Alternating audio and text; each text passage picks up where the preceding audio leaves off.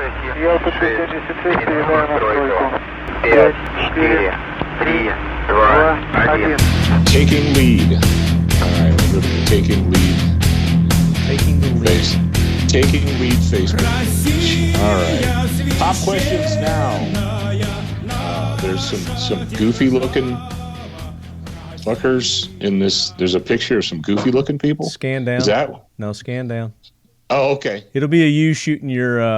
Oh, your yeah, there you go. Yeah. All right. Isn't that cool? Yeah, those little fuckers are flamethrowers, man. I tell you what. Those 6-inch barreled AKs, even with the barking spider on it, it's still there's a lot of powder burning. Yeah, it's blowing it out there. It burned somebody's face.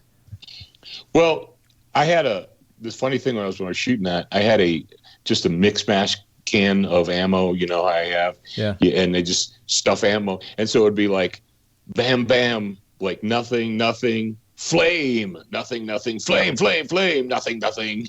As it gets hotter, you should get the flames. Well, no, I I'm sure like there was gray K stuff in there and green K stuff in there, and there was you just had a bunch of mix and Tula and Century and whatever. So it's a multi-flavor Pez dispenser.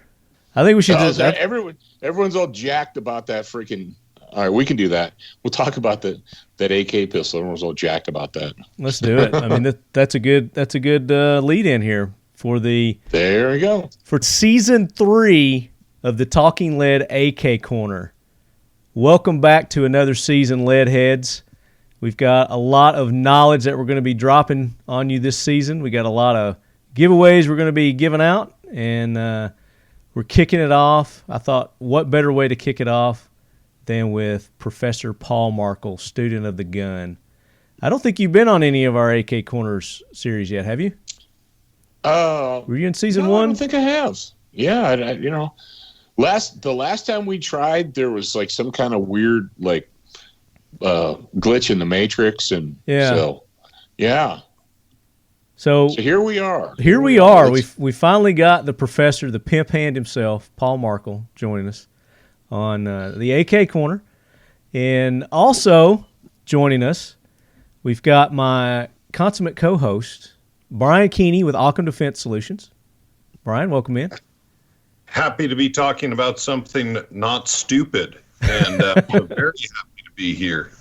We're glad that you made it. I know that you're busy keeping up with the demand there with the ODS 1775, and you've also got the Occam lube that you guys are trying to keep up with demand on that too. Yeah, our mutual friend Buell Collins, Ginger Magic 1775 on the gram,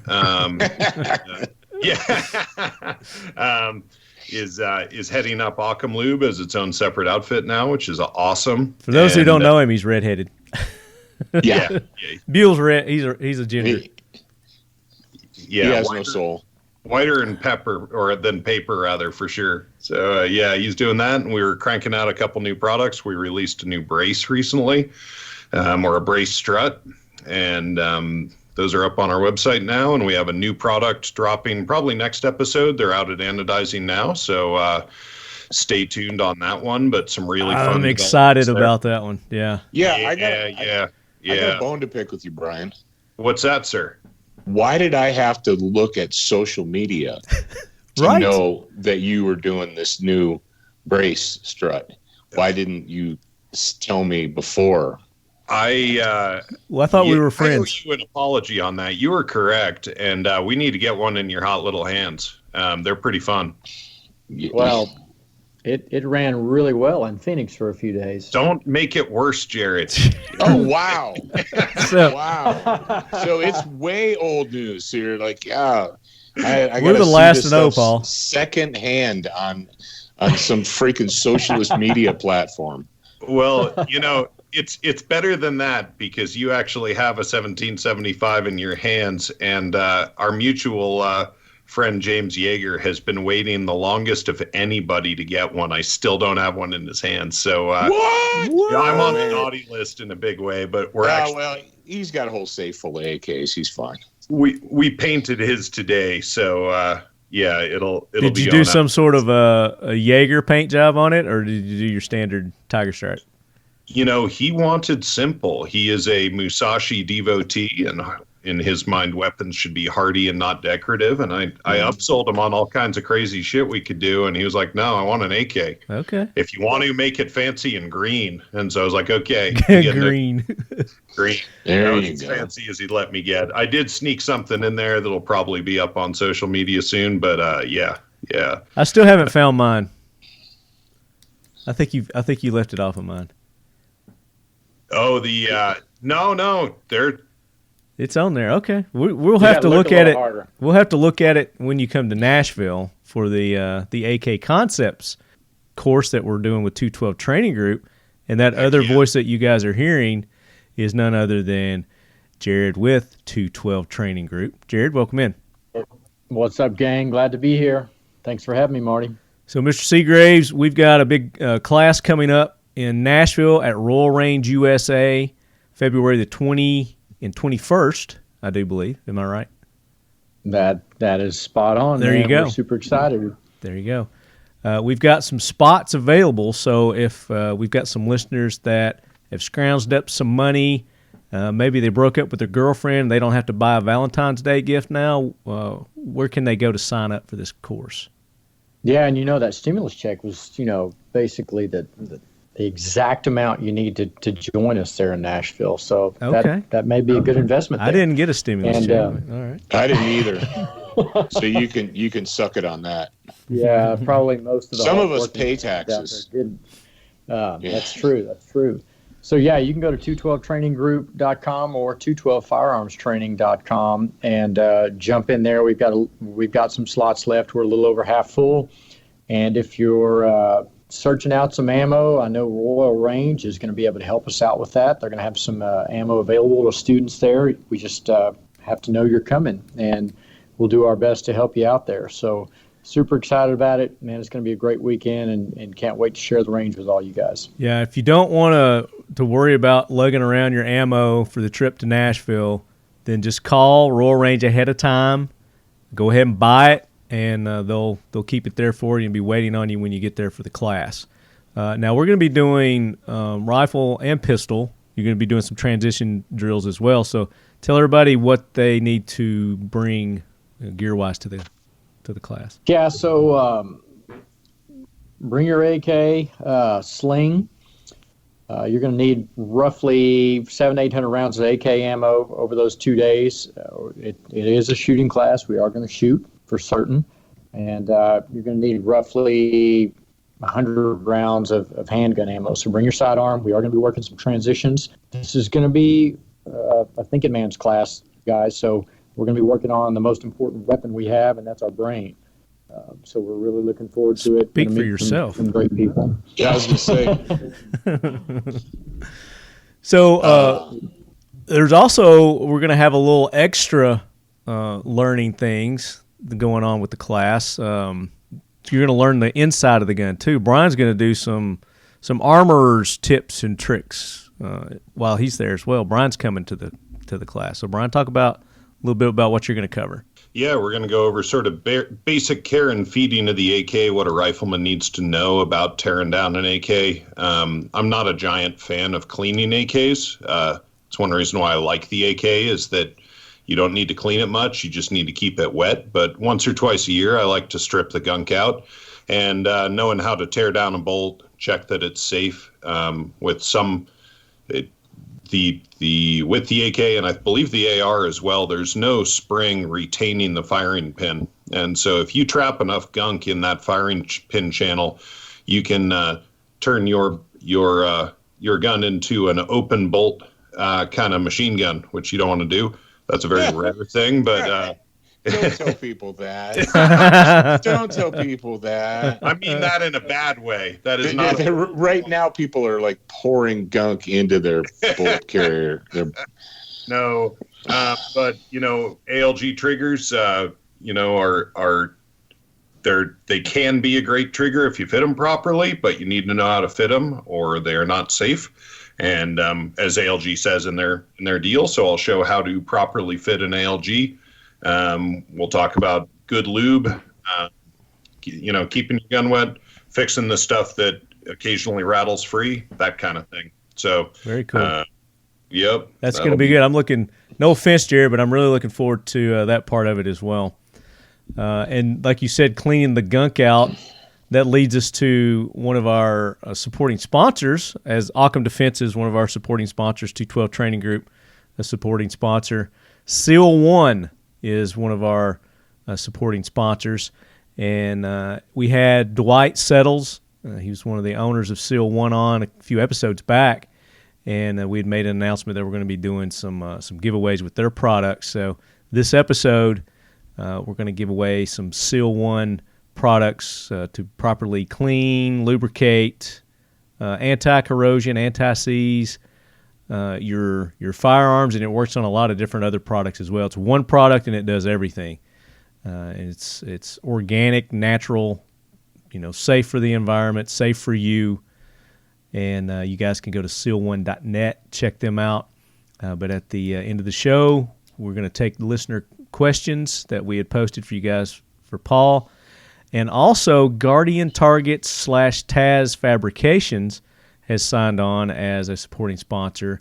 And they're going to be giving away one of their Guardian Targets and their Target stands, one of their unique, it's like a folding stand for your AR-500 steel target that allows you to set it up on different kind of terrains and whatnot. So thanks to those guys for jumping on and supporting the show. But we're going to be doing a giveaway at the end of the show. Pick some of you listeners to win these prizes. And then, of course, Mission First Tactical has signed on this year as a AK Korner supporting sponsor.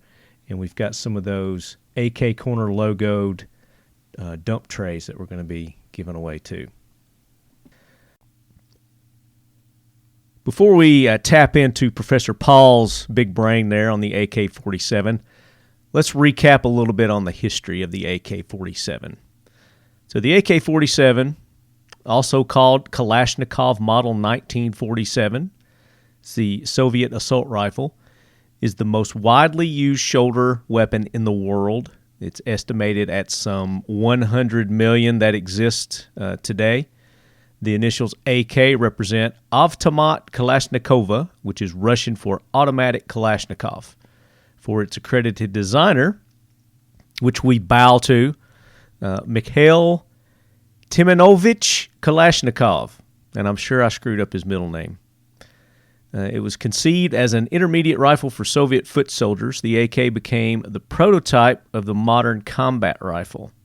Built around a 7.62 millimeter round with a muzzle velocity of 700 meters per second, it has a cyclic firing rate of around 600 rounds per minute, capable of both semi-automatic and automatic fire. It has a long, distinguished curved box magazine. It holds 30 rounds on its standard magazine. Of course, we know there are larger magazine capacities available today. It has a separate gas return tube above the barrel that holds a piston that is forced back upon firing to activate the mechanism.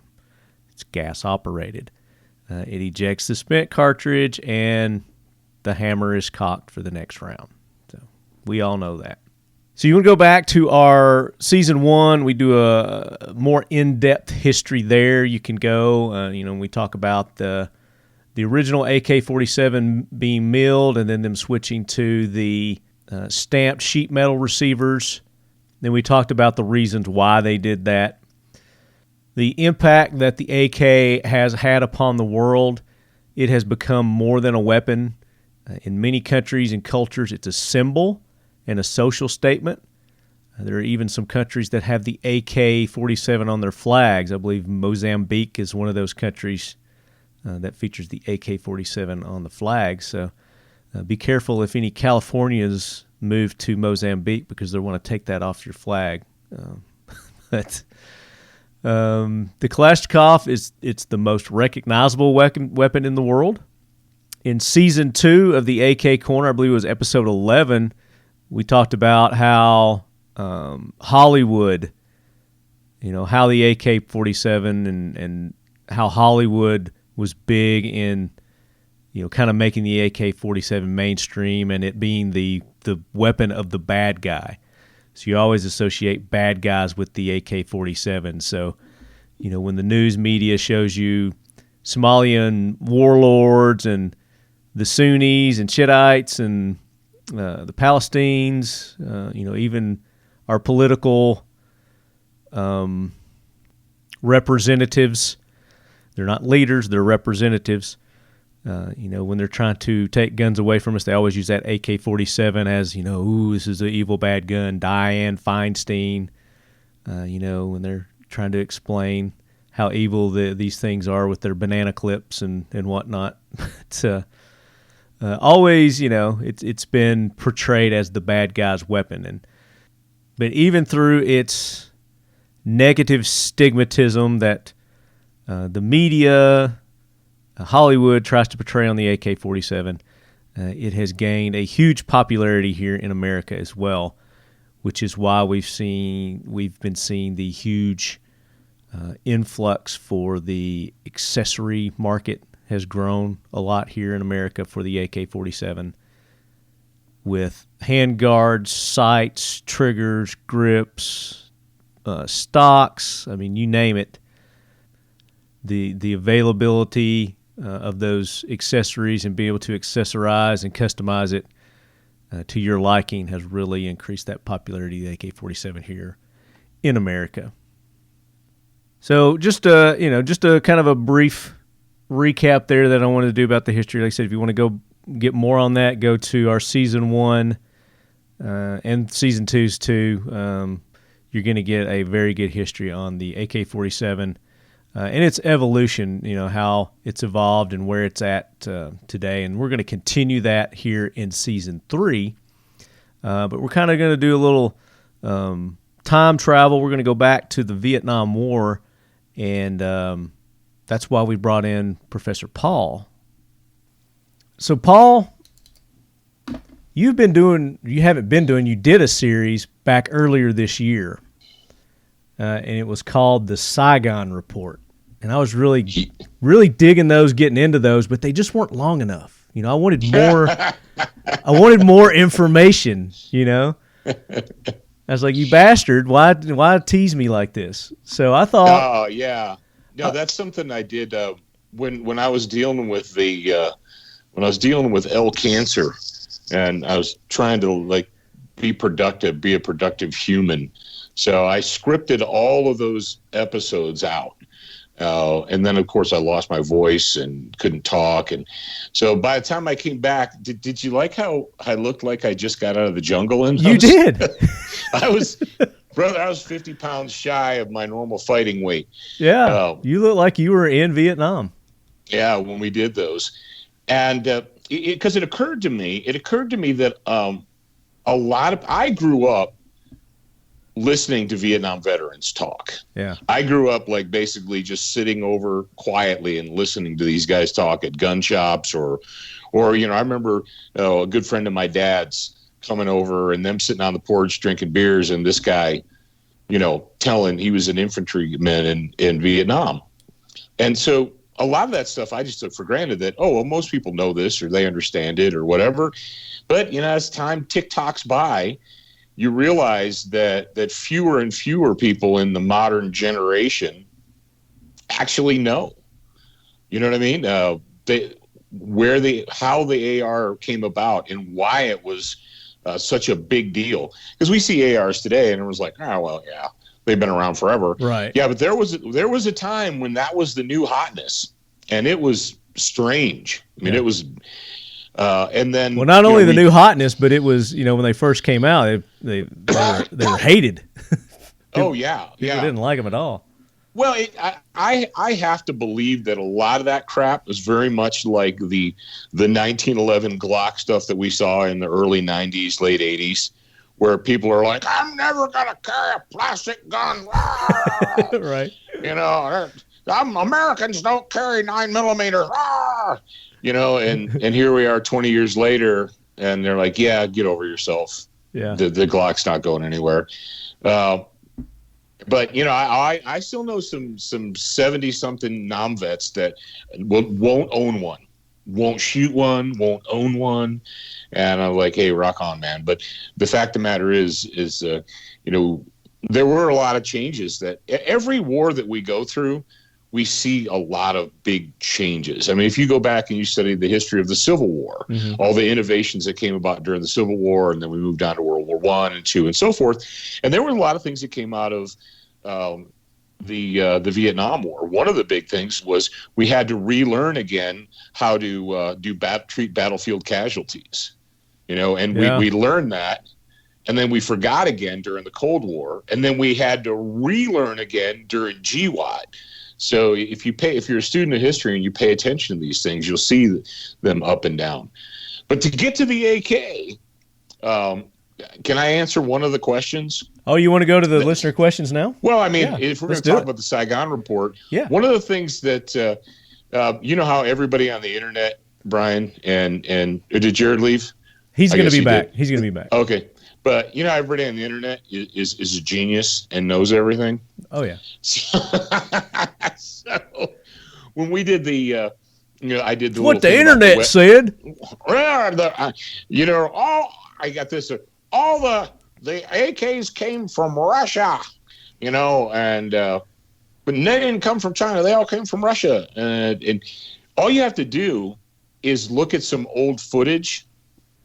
Look at the old footage, either the black and white newsreel footage or the captured footage, footage that we captured from the VC or the North Vietnamese Army. Right. And you look at the AK, and I hate to oversimplify things, but if it's got a bayonet that has a hinge on it, that's a Chinese AK. Chinese, yeah.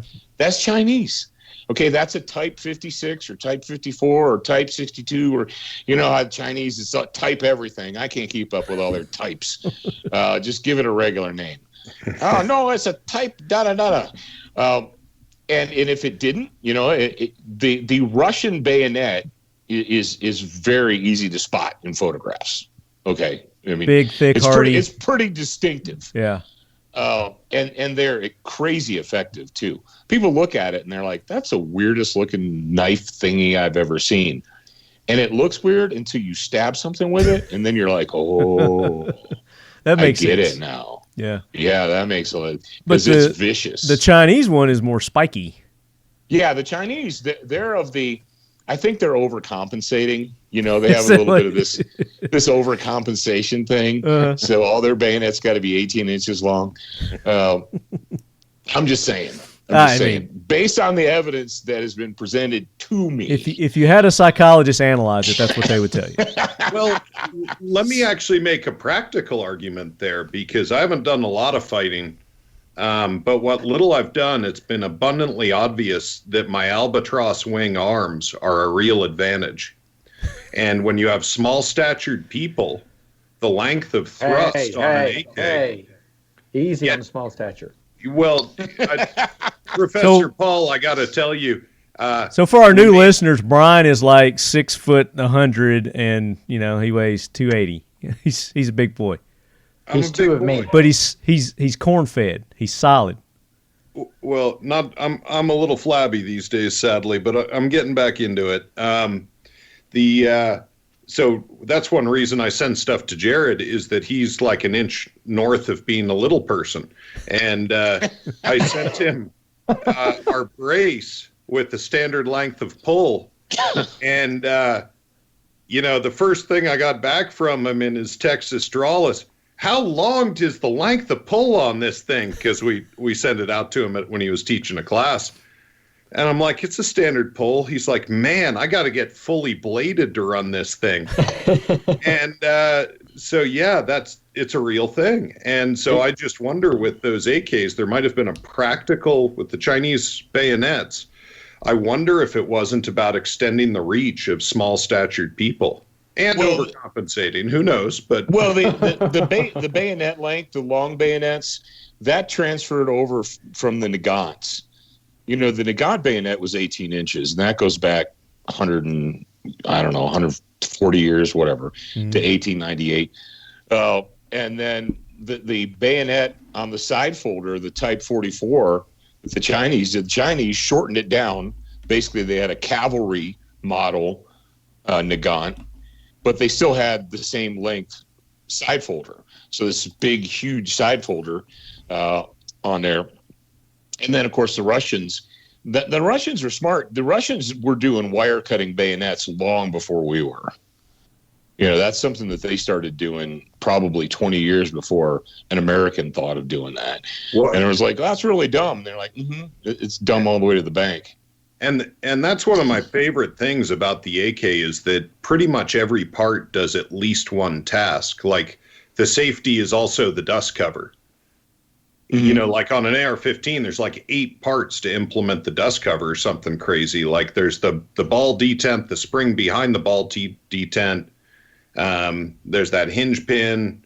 There's just all these fasteners that are simply solved with the AK, with literally the shape of the safety goes up and covers the void that's that has to be there for the bolt carrier to reciprocate. And I'm not sure all of our listeners are going to know what you mean by wire cutting bayonet. So why don't you break that down? Because I think it's a brilliant example of the brilliance of the Russians. Oh, yeah. Way before we decided to adopt the M9 bayonet, the Buck M9 bayonet. And I was like, oh, man, it's the greatest thing. You can turn it into a grappling hook and all this. And I'm like, calm down, Sparky. I never saw anyone actually use it as an effective grappling hook. I'm not saying it never happened, but I'm a little skeptical. But, the Russians, they put this weird oval cut in the bayonet. And if you look at it, it mates up perfectly with the scabbard, and it is an effective wire cutter. Now, you're not going to cut through, 18 feet of chain link fence with it, but that's not what troops are doing anyway. They're cutting comm wire, they're cutting trip wire, they're cutting sound powered phones, crap like that. So to break it down even simpler, what Professor Paul is saying is that, like on a pair of brush loppers, you'll have a sharp blade and then you'll have an anvil, like a dull blade. Mm-hmm. And the scabbard is the dull blade and the bayonet itself is the sharp blade. And there's a little axle that you basically make a pair of scissors out of the bayonet and the scabbard with. And it's just genius. Oh, yeah. And then I think it was Buck, right, Marty? Yeah, Buck did in like 87 or 88 or something came up with the M9, and they're like, "Oh, look at this, man!" And I remember dudes going to the PX. When I was in the Corps and coming back with that thing. Oh yeah, and the mofo weighed like 3.5 pounds or something. It came out after their Buckmaster, the big Buck. Yeah, that's the one that you were talking about with the grappling. Crap. Yeah, where you got these little pegs that you could screw into the grip. Yeah, you could thread these things in, and then it had a lanyard loop, and I don't know, you could like throw it into minefields or something. I don't know what you're gonna do, but the SEALs used it. They anchored boats with it. Is what the original. No, I'm serious. That's what it was actually designed for. They anchored their little. I don't know what they called their little boats that they came in on, but they're little blow-up boats, I've known a lot of Zodiacs? SEALs. Yeah, there's Zodiacs there, and I've known a lot of SEALs, and I know that the SEALs for the longest time were just buying toys. Yeah. All right, who remembers the HK, what was it, the Mark 25 or Mark 21? Help me out, Keeney. That HK Mark, the huge, monstrous knife. And it came in this like suit. One. It came in a suitcase, and the SEALs bought them, and they came with cans and extra mags and everything. And I worked with the Mark 23. Yeah, the Mark 23. This huge, big 45. They had to have it, man. I mean, we had to have it. They bought them, and like I said, I used to work with, when I contracted, I worked with all these different dudes, and one of the guys was a retired chief, and he was in when they issued those. He goes, yeah, they were fun. We took them to the range. He said, but I never carried one in the field ever. He said it was practical. It was too heavy. Yeah. Yeah, it was this monstrous instrument. I said, what'd you carry? He said, my 226. The whole reason they got the SEALs to buy them was so that Johnny Johnny Sixpack would get all Gucci'd up and have to own one. Oh yeah, because if the SEALs are using it, Yeah, it's got to be. This is the best. Yeah, It's the gotta best. have it. Gotta have it. Want it. Yeah, Need it. I've met so many quote unquote SEALs in my lifetime. They must have at one point in time had divisions of SEALs. And how do you know if there's a SEAL in the bar with you? He'll tell you. Don't worry, he'll tell you. Yeah. The only problem is if he's a vegan that does CrossFit, then they don't know what to bring up first. A vegan atheist that does CrossFit, they go into to tremors because they're not sure what to bring up first. That's hilarious. So let's get back. So the bayonets, a distinctive feature of the AKs that the NVA used. They were using Chinese AK. They weren't. Well, they weren't using Chinese. They were using some Russians though, right? Because the Russians did supply some of their AKs. Oh yeah. I mean through third parties. Yeah. Most of it came through third parties. But the fact is if you look at these old black and white Vietnam footage, you'll see Chinese AKs with the attached folding bayonets, and then you'll see the Russian stuff. It's and you just have to do your research. I remember somebody wrote an article about the 30-round AR mag and how that while they technically were in existence during Vietnam, less than 100 were issued in country or something like that. And so I started doing research, and I'm pulling up photos of ARVN troops guarding an airport with 30-round mags sticking out of their AR-15 or their M16A1s. Yeah. And I'm not a scientist or anything, but I kind of feel like if they were in existence and they only issued 100 of them, that they wouldn't give them to the ARVN first. You wouldn't think so. I'm thinking they probably would have gave them to like the Marines or the Army first. I mean, unless it was their test run and they wanted them to test it out. Yeah, they're like, hey, go try these and see if they work. Right. No.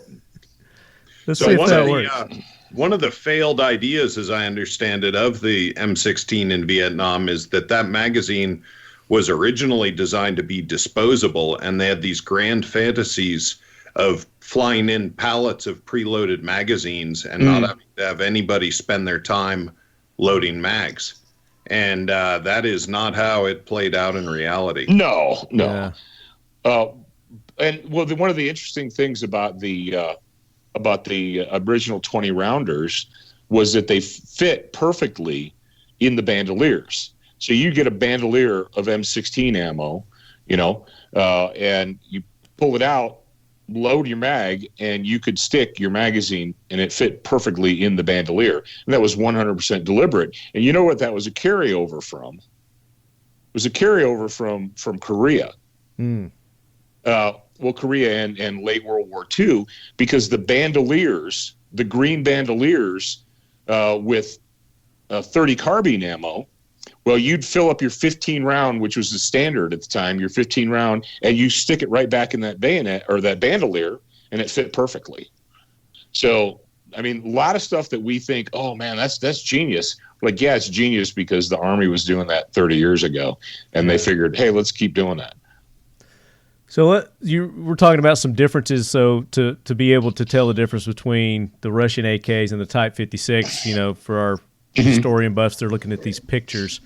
The most distinctive feature, like you said, is that folding, the underfolder bayonet. It's hinged and it folds from the bottom outward. What's some other features that are just pretty distinguishable? Well, Brian could probably answer this one, but the fact of the matter is, you're depending on where it was made, your furniture. I'm pretty sure that the Chinese were the first ones to start putting plastic furniture on AKs. Would you agree there, Brian? That's my understanding, but my AK history is not a super strong point of mine with AK. So you feel free to pontificate away. Was that during the Vietnam War? Because most of those were wooden. Yeah, they're wooden. Yeah. There's a very distinctive side folder that was quite brilliant that the Chinese came up with. That's Bakelite, It's got a big bakelite. It's kind of like a Galil in shape, and those aren't hard to find. And I don't think the Russians ever made that style. So if you see a side folder with bakelite on it, that's a Chicom. Yeah. But I mean, and what we know about, especially the VC, if they were lucky enough to get an AK, a lot of them were repaired in the field. They had the handguards wire wrapped, or they had the stocks wire wrapped, burlap, or burlapped or whatever.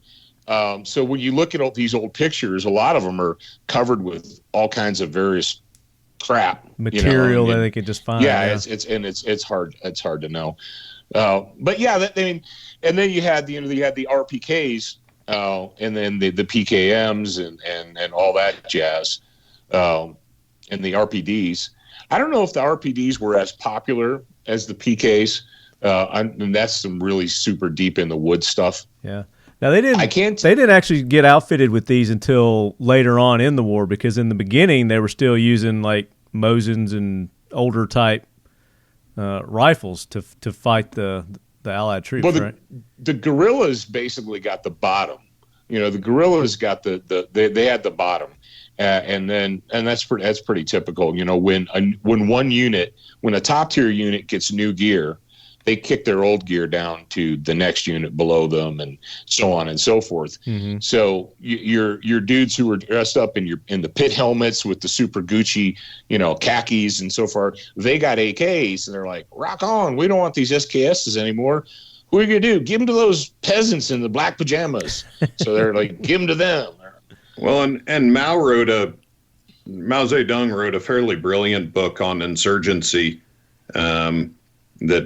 that Jocko goes through over several hours and maybe a few episodes, and pulls out some really choice quotes. But there's a fundamental difference in when you're an insurgent, in that you start with nothing. You don't have a resupply. You're an insurgent. And so you're actually using your enemy's weapons as your resupply. Mm-hmm. And, this was famously done in World War II with the Polish and French resistance, where they would just get, those Liberator guns, who's shoot an officer, get a pistol or a rifle, whatever, anything you could get, and then bootstrap your way up from there. And so, the Viet Cong were down to use anything, including stuff that they took from us. They used spears. They even used spears. Oh, yeah. They were an extremely resourceful bunch. Yeah. But some of the handguns that they were using, the Makarovs, the PMs, Mauser C96, the M1911s, I guess they would find them laying around. I don't know. The Tokarovs. They take them, Yeah. The Walther P38s. And then, like you said, the rifles, the SKS. And then, I guess more prevalent, what most people think of is the AK-47, the AKM type. The SKS doesn't, it's kind of the Rodney Dangerfield of the AK family. It doesn't get any respect, but the SKS is a very fine piece of machinery, in my humble opinion. The trigger on it is really good. It's fundamentally different from the AK. It's sort of a trigger cartridge. It's a different ball of wax. And I gotta say, that's one of the best analogies I've ever heard. Period. The Rodney Dangerfield. No respect. But they used a lot of the French weapons too, because they kicked the French's ass several years before that in that I can't remember the name of that war. It's Indochina. Is the big turning point with Indochina, I believe, is the name of that the Indochina War. Yeah, that's what it is. Yeah. Yep. There's some talk of L1A1s in there, which is a FAL basically, that they were grabbing off those guys. And, that's one reason I think that the M16 was so loathed by the troops is the M14. I haven't had a lot of trigger time behind one, but that is a beloved rifle. And you can reach out and touch someone with that. That's a 7.62 51 round in there. And having to transition over. It was the first of the Armalite rifles, or ARs, was the AR-10, and that's, from my understanding, that is what The M14. helped me, Professor Paul, the inventor of the AR. Stoner. Stoner. Brought the AR-10 by, and they're like, this thing's cool. But Robert McNamara, who's the head of the DOD during Vietnam, had this group of mathematicians running a bunch of calculations to figure out how to carry out a scientific war. And that's where they developed this whole theory of carrying more ammo and wounding the opponent and tying up more personnel in the field, taking care of them. And that only works if your opponent values human life, which, depends on the culture you're in, whether that's a good gamble or not. And so they said, yeah, this AR-10 is cool and everything, but we need it in 5.56, which was a varmint round, more or less, as I understand it. And on this theory that there'd be a lot of Wounds. dismounted patrol. Yeah. What's that? It would be more of a wounding round than a killing round. Yeah, that's right. And so, yeah, this was a brand new rifle coming out into the field that had never been in a war before. And the Soviets had all of this experience with World War II that was not the same sort of parentage that the M16 was, just a brand new thing.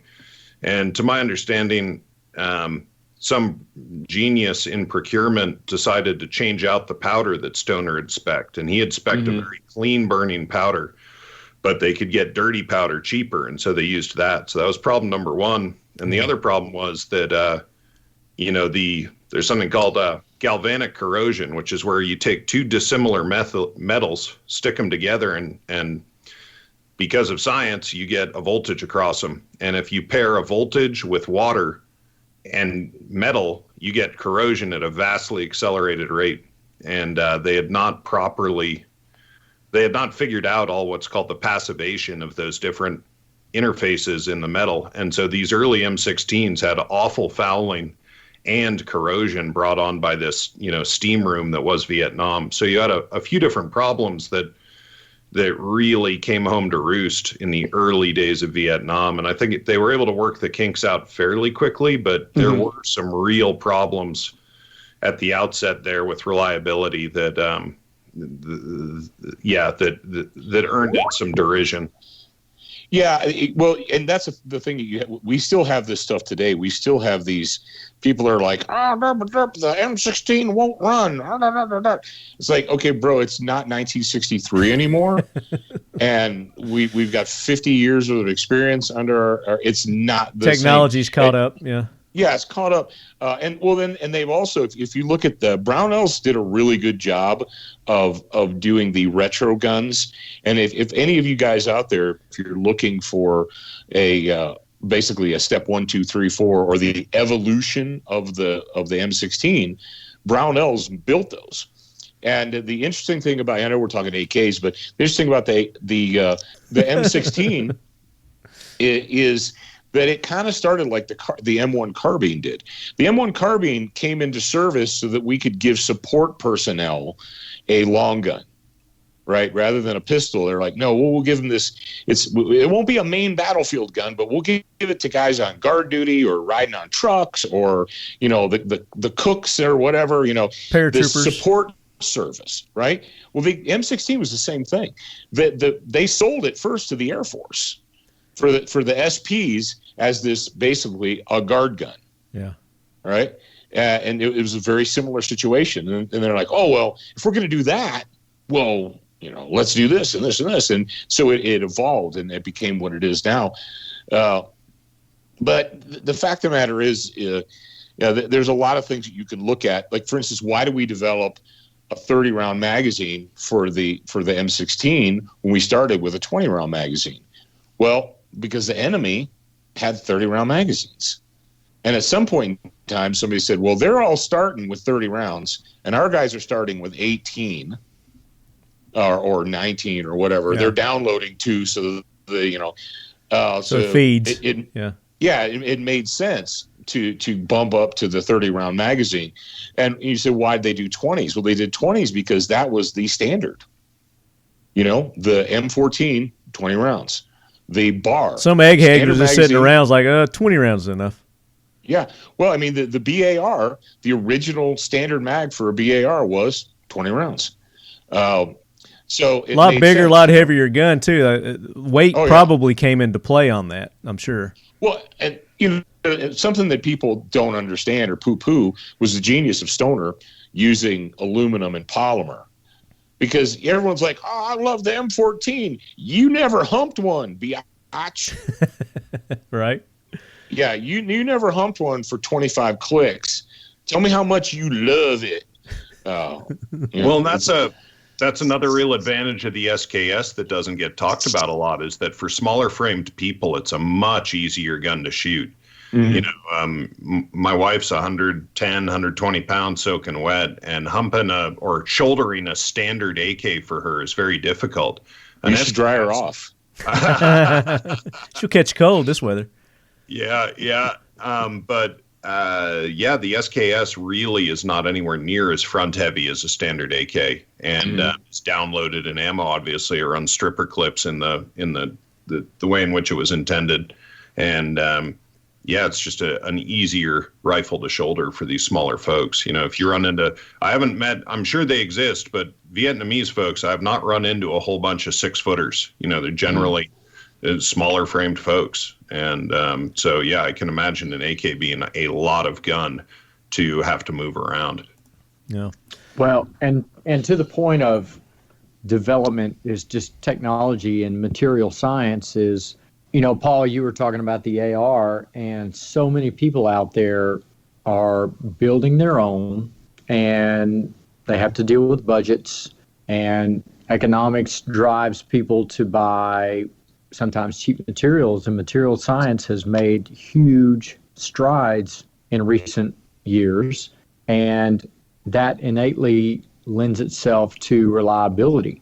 And you know, Brian does a tremendous job in the AK industry of innovation of materials that lend to reliability, and the same has occurred in the AR industry.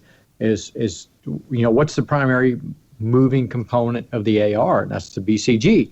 And when you buy a mil-spec cheap BCG that costs you $50 versus one with modern coatings, you're going to see a difference there.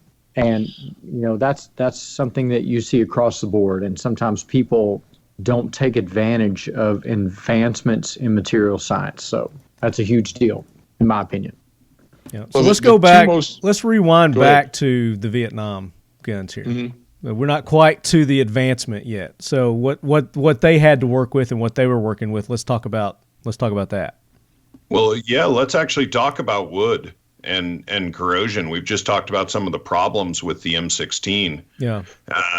By contrast, there's no aluminum on a stock AK.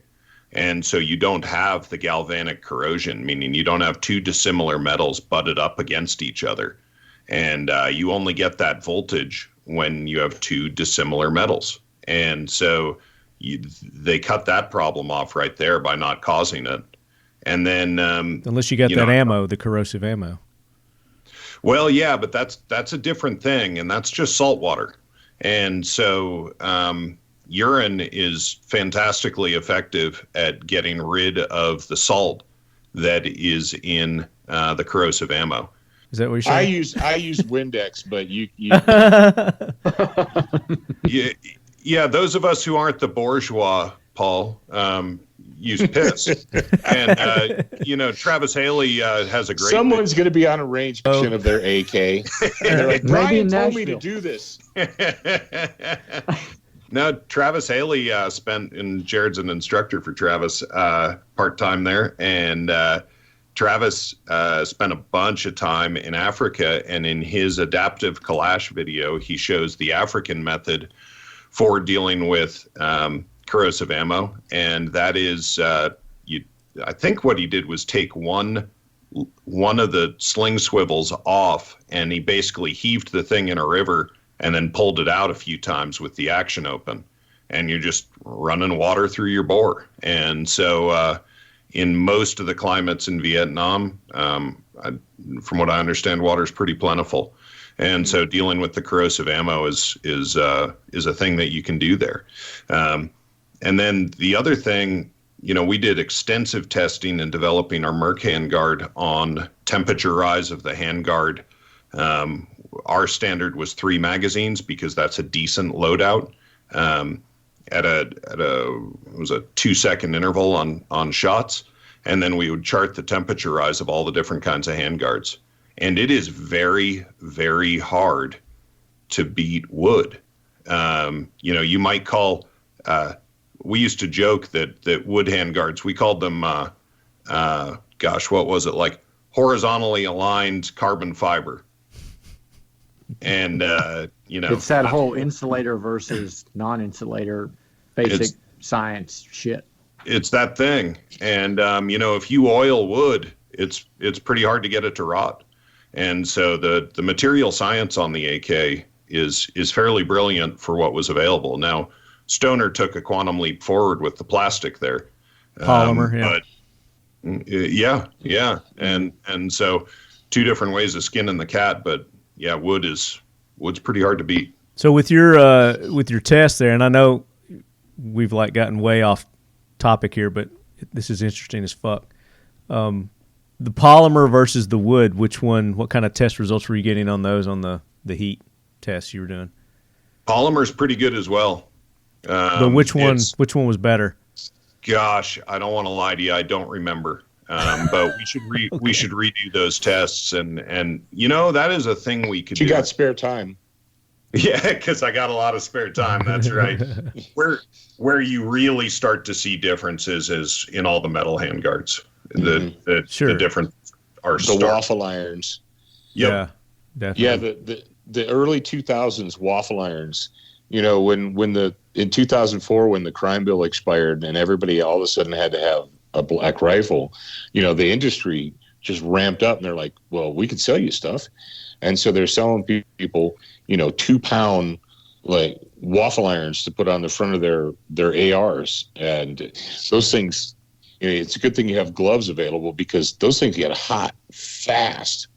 Yeah. And they're also front heavy as crap. Yep. The 2000s era aluminum rails, geez Louise, it's almost, I go back and I look at some of the old stuff and it's almost embarrassing. Well, there's a really interesting trade-off, and it's something that we discovered and tried to optimize the best we could.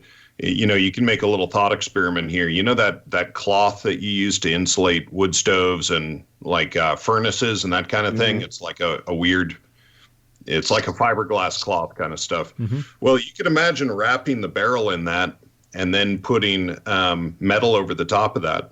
And obviously the metal on the outside would never get hot, right? Because you've got all this fire cloth insulating it.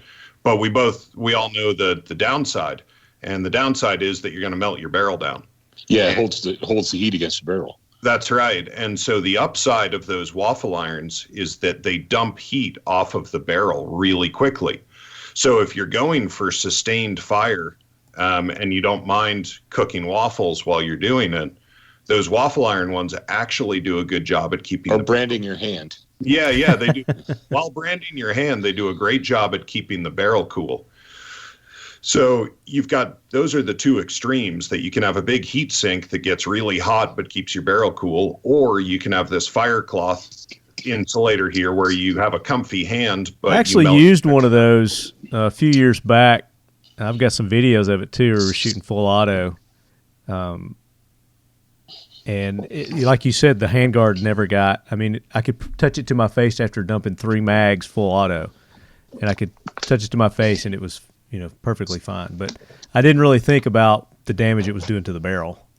Yeah. So that's when you do these wraps on handguards, that's the downside. And yeah. I can tell you that on one interesting thing is that the peak temperature after 3 mags is about the same, but across all different handguards. And it's sitting up at about 450 Celsius, if I remember correctly. Call it 900 degrees, somewhere in there. Yeah. 840, 900, something like that. And the difference is in how fast they cool down. Right. And so it let's get back to AKs. because this is the Talking Lead AK Corner. So this is all good stuff, and we need to talk about this in another show, definitely. But I want to get to Paul, and there's some questions that I want to ask Paul, and maybe we'll get back to the Vietnam stuff or not, but we just whatever. Like I said, it goes where it goes. What's your earliest experience with the AK-47? About 90, 92, 93. And how did that come about? Huh? How did that come about? Oh, I actually, my first experience with them was picking them up off the ground in the desert, but they didn't want us to shoot them. We had to turn them in so they could destroy them because they were the weapon of the enemy. Uh-huh. But when I got back, I bought an Egyptian Mahdi AK, which Brian, I don't think you can get them anymore. I don't think they'll import them anymore. That's the I don't Mahdis? think imported. You can find kits still, but I don't. Yeah, I'm not aware of anybody importing Mahdis as full rifles into the country. So that was your very first AK was a Mahdi? That was my first AK. What year was that? Probably 93. Around 93? Okay. 92, 93 time frame. Probably got it for cheap too, didn't you? Oh, I did. Dude needed some money, and he put an ad in the paper. Oh my gosh! And I called him on this phone, and we had a conversation. And I drove and met him and handed. What's him this money. paper thing you speak of? Oh, I know. Too, It's this black and white thing that you ruffled around. Get ink on your pen. Yeah. So that was the first one I got, and then and that was basically right about the time that I was putting together words to try and to start writing, because my first article actually was published in late 93, early 94 time frame. So then I started doing more and more work with them, and I've used the Romanian stuff and the Czech stuff and the this and that and the other and all that jazz over the last 20, well, you do the math, so many years. And something that has been really interesting to me is how Americans are finally, Brian, you deal with this, I'm sure you see it. It's the year, 2020, 2021, and when you still get somebody who's like, I would never own an AK because it's the weapon of the enemy. You're like, da, da, da. Wish they could see you doing your thing right now. Bro, it's like, bro, come on. This isn't 1975. You didn't just get back from the Nam. The fact of the matter is, dude, it's just there's no reason not to know that platform. And if you're going to be a well-rounded shooter, there are a couple of platforms that you need to understand how to operate. And one of them is the AK. The AR is obviously another one. And then I would also say the HK roller lock platform, you need to learn how to run that because that's a different animal completely than an AR or an AK. Yeah. But it's interesting to me when you take AR guys and you make them shoot an AK, how bunged up they get. And you're like, dude, this was made so that an 18-year-old Russian conscript, like drafty private, could figure it out. 12-year-old. That's a phenomenal point, but I will add this.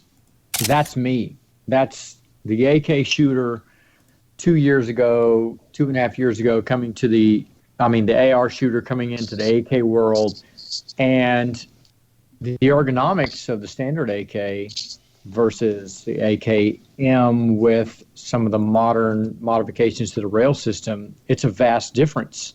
Now, baseline of knowledge of ergonomics, even in the AR platform, there's something to be said because a lot of guys don't even shoot the AR the way it's meant to be shot as far as the modern methodology goes. I remember in 19 Red October demo shoots there, helping guys shoot the Occam and making a few little changes to how they were gripping the gun and the differences they saw. It blew them away. A guy was shooting one of Brian's demo guns, and we tweaked their grip a little bit and their stance a little bit, and they said, holy crap, no one's ever shown me that. So I think there's a stigma to the AK that can be overcome with just a little bit of education, and that's a hard thing to get people to seek out. So, really? Yeah. Yeah. I didn't mean to jump in and interrupt you, Paul, but No, I'm teasing. Man, there's such an opportunity out there. Well, I think what we're seeing, and the reason for this series that I started 2 years ago was to get more exposure on the AK-47. But it's probably one of the most as far as rise in popularity over the last 10 years. It's a very sought after rifle nowadays. I think the stigmatism of the AK is in the past. And you just got those, like you said, the old timer, that stuck in their ways. That 1911's the way to go. AK-47's any weapon of the enemy. That's just not the case anymore. And there's a lot of newer shooters that are coming into the firearms industry that have never even picked up an AK, and there's a tremendous amount of misconceptions about it. And you put an AKM in their hands and show them how to use it properly, and they're blown away. Yeah. Well, coming from a training standpoint, you get to see that. And Paul, you do a lot of training as well. What's been your experience with, a first-time AK shooter? Well, actually, it's you brought it up. We talked about this a little bit before we went live. I'm doing the Patriot Fire Team Leadership Series. Yeah, talk about that. And we had the very first seminar we did was in December, and I brought the guys in. And what I'm doing is I'm doing deliberately very small, close, personal, hands-on classes with the leadership seminars. Essentially, I bring in a fire team, which is 4 guys. I bring in 4 guys, and from the moment they arrive to the moment they leave, they have to work and operate and function as a team. And what I decided to do was I brought the guys in for the first time, and I said, hey, how much experience do you have with the AK? And the one guy's like, well, I own one, but I've only shot like 2 magazines through it. And the other guy's like, I never have. I'm like, great, because you're all going to shoot AKs this weekend. And so I took them out to the range and made them run drills. And even though we know that it's designed to be really super simple, I mean, it's not high science. It's really like barely literate Russian 18-year-old or, child soldiers in sub-Saharan Africa. They can figure out how to make this thing work, man. I guarantee you can figure it out too. But it's interesting because, especially a lot of guys with AR experience or pistol experience, they're used to shoving that mag up in the hole, and you have to teach them how to grab the lip and rock it, and that's completely different. And then, obviously, keeping your hand on the pistol grip and using your support hand to charge it, quick playing the switchy hand game and stuff like that. Oh, the bolt's it's on the wrong side. No, it's not. Here, watch this. Whoop, ninja magic. I just made it run. So it's interesting. And everybody who did the class is like, wow, I'm glad I got that experience. I'm glad I was able to do that. And the main reason I did it, because it's a leadership class. And I said, you're going to go back to wherever it is you're from, and guys are going to show up to be on your team, and some people are going to show up with AKs. And you can't just say, oh, that's the weapon of the enemy, and we don't use that here. It's like, no, you need to be able to work with these people. That's what being a leader is all about. So, yeah. And the truth of the matter is, in the standard configuration, most AKs are just fine. Brian's is obviously way better because you can use a full-size gun that's not front heavy. That balances really well. The ODS 1775. Yep, the 1775 balances. It's the best balancing rifle in the AK style that there is. Hey, Paul, you mentioned manipulations of just mag changes. What's amazing is when we see a line of 20, 25 students in an AR class, and you do a reload, how many mags do you see falling out and hitting the ground because they weren't seated? Mhm. And what's interesting is when you teach people how to properly reload an AK, you just don't see that, and that's a pretty significant thing. That's a lot of people think that the AK reload is difficult, and it's a significant thing to overcome, but the system works, man. And when you seat it, they don't fall out. You don't have any user error. I think that's a pretty significant thing. When Not people hitting that really mag grasp release that. button by accident. Yep, Mhm. yep. That's another one. Dropping So mags. it's a neat thing to see. Well, yeah, with the AK, they either get it in or they don't. Now they might sit there for 2 minutes trying to get it in, but But once they know get it's it not in, in. yeah, that they know it's That's not. right. It's not in yet. It's like a 16-year-old with his first date. That's right. Like 16-year-old. I knew you were going to go Yeah, there. I had to do that. Yeah, definitely. But talk about the fire team. How did you come up with the fire team? Patriot Fire Team was an idea I came up with about 5 or 6 years ago, and essentially, the American media, being as evil and hateful and despicable as they are, they've been portraying the term militia in a negative light as a pejorative for probably 30 to 40 years. Yeah. And it's gotten worse and worse and worse every year. Even though the fact that militia is codified in our founding documents, it's still a bad thing according to CNN. So I said, all right, fine. You want to play? I'll play your happy little game. I said, here's what we're going to do. We're going to call all these guys that are working together a fire team. And I was in the Marine Corps, I was in the infantry, and the core unit of the Marine Corps infantry is a 4-man fire team. And then you build a squad, and then you build a platoon, and then you build a company, et cetera, et cetera. But 4 men is easy there. It's easy to basically control. That's why you have a small unit, because it's easier to control 4 people than to try and control 13 or 12 or whatever.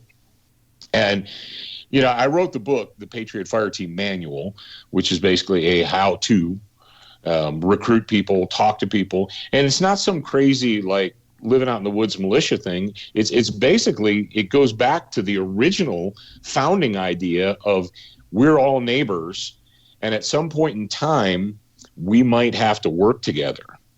So we should probably have a plan before we need to do it, not You mean after. like a local community? Yeah, like actually working together as a community, not a bunch of random strangers. And so that's what, I came up with the idea of the Patriot Fire Team. Yeah, echoes back to our Liberty series, Brian and Jared. That's right. That we've been doing. So tell them where they can get that book real quick while you're talking about it, in case they want to go. There's this little online shopping thing called Amazon. And if you type in the word Paul Markel, Markel, on Amazon. Yep, I did the Patriot Fire Team Manual in 2015, and then this last year, I think it was 15 or 16. Don't hold me to it. And then this last year, people said, yeah, but I want to know specifics. I want to talk about specific guns and specific this. And I said, all right. So I did basically a follow-up called the Equipment Guide, the Patriot Fire Team Equipment Guide. And for all of you mouth breathers, there's pictures. There's illustrations in it, so it help you out, make you feel better about that. So it's a picture book. Yeah, it's not completely illustrations, but it does have illustrations in it, and it gets real, like, super deep into the weeds about, what kind of stuff should we have specifically? Yeah.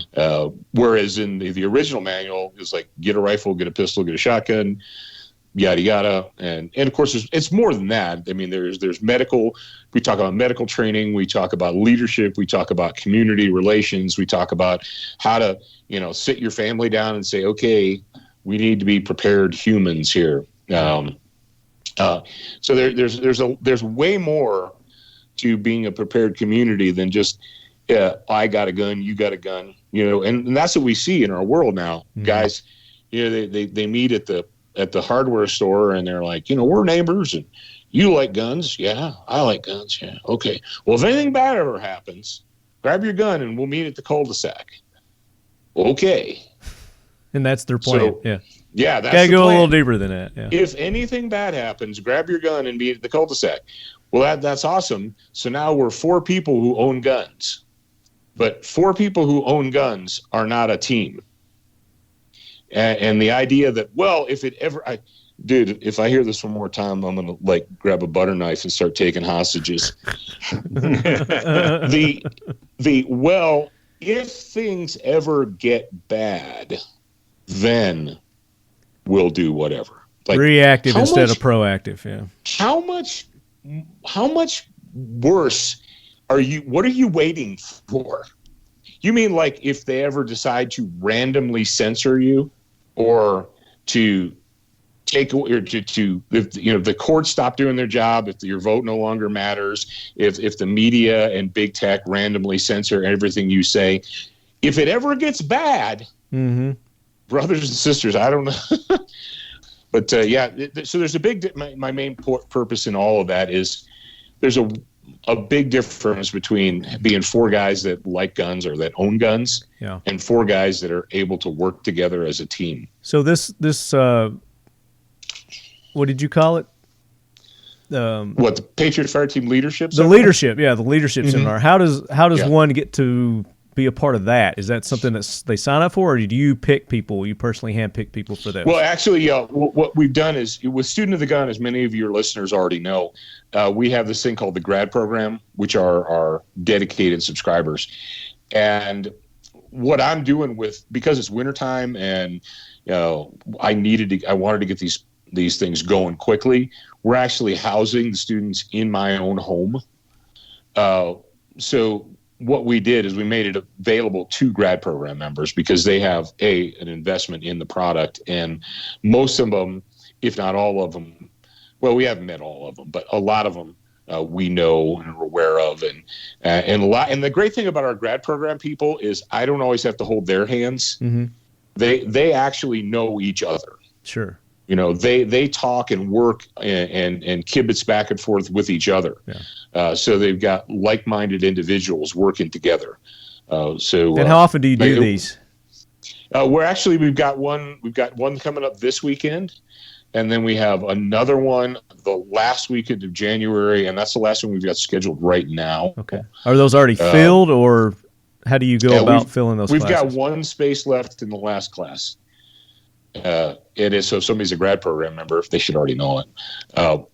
And the weird thing about where I am is being in the mountains, you think, it snows all the time, like Switzerland. Actually, here, our heaviest snows are February and March. Like right now, there's just a dusting of snow on the ground out here. And tell them where you're at? But in Wyoming. In Wyoming, yeah. Yep, in Wyoming. So that's beautiful. Yeah, we've seen some of your posts lately with the snow and whatnot. So yeah, we had a little bit of snow here in Tennessee. I think we probably had our half an inch for the year. So that's probably all we're going to get. But talk about, your first AK, you had the Mahdi. How did it evolve from there? How did your love for the AK evolve from there? Well, there was the dark times. 1993, I get my first AK, and then 1995, we went to the dark side, and as Americans, we allowed the socialists to take over and ban all this crap. Yeah. So you had. I did a bunch of gun reviews during that time, but you're getting a gun, and everything was, when you would write up the article, you're like, magazine capacity 10 plus 1, 10 plus 1, 10 plus 1, 10 plus 1. That was everything, unless it was a revolver or a pump action. All the pistols were 10 plus 1, and blah blah blah blah blah. And so it wasn't until the kind of the floodgates broke open in 2004. Because think about it. The manufacturers, you could name on basically one hand the number of self-loading rifle manufacturers in the United States during the dark times of the Clinton gun ban. Mm-hmm. Because who the hell's going to invest $500,000 to develop machinery and parts and barrels and everything when you're selling people 10-round guns, featureless, basically California guns. Yeah. And people didn't want them. So there was this niche group of guys that had Olympic arms guns or Colts or whatever. Bushmaster was barely making a blip on the radar back then. And back when the Bushmaster actually came out with their original bullpup gun. You guys remember those? Brian, do you remember the original bullpup? Oh man, yeah. So if you had one of those now, you'd be doing well. I wouldn't get rid of it.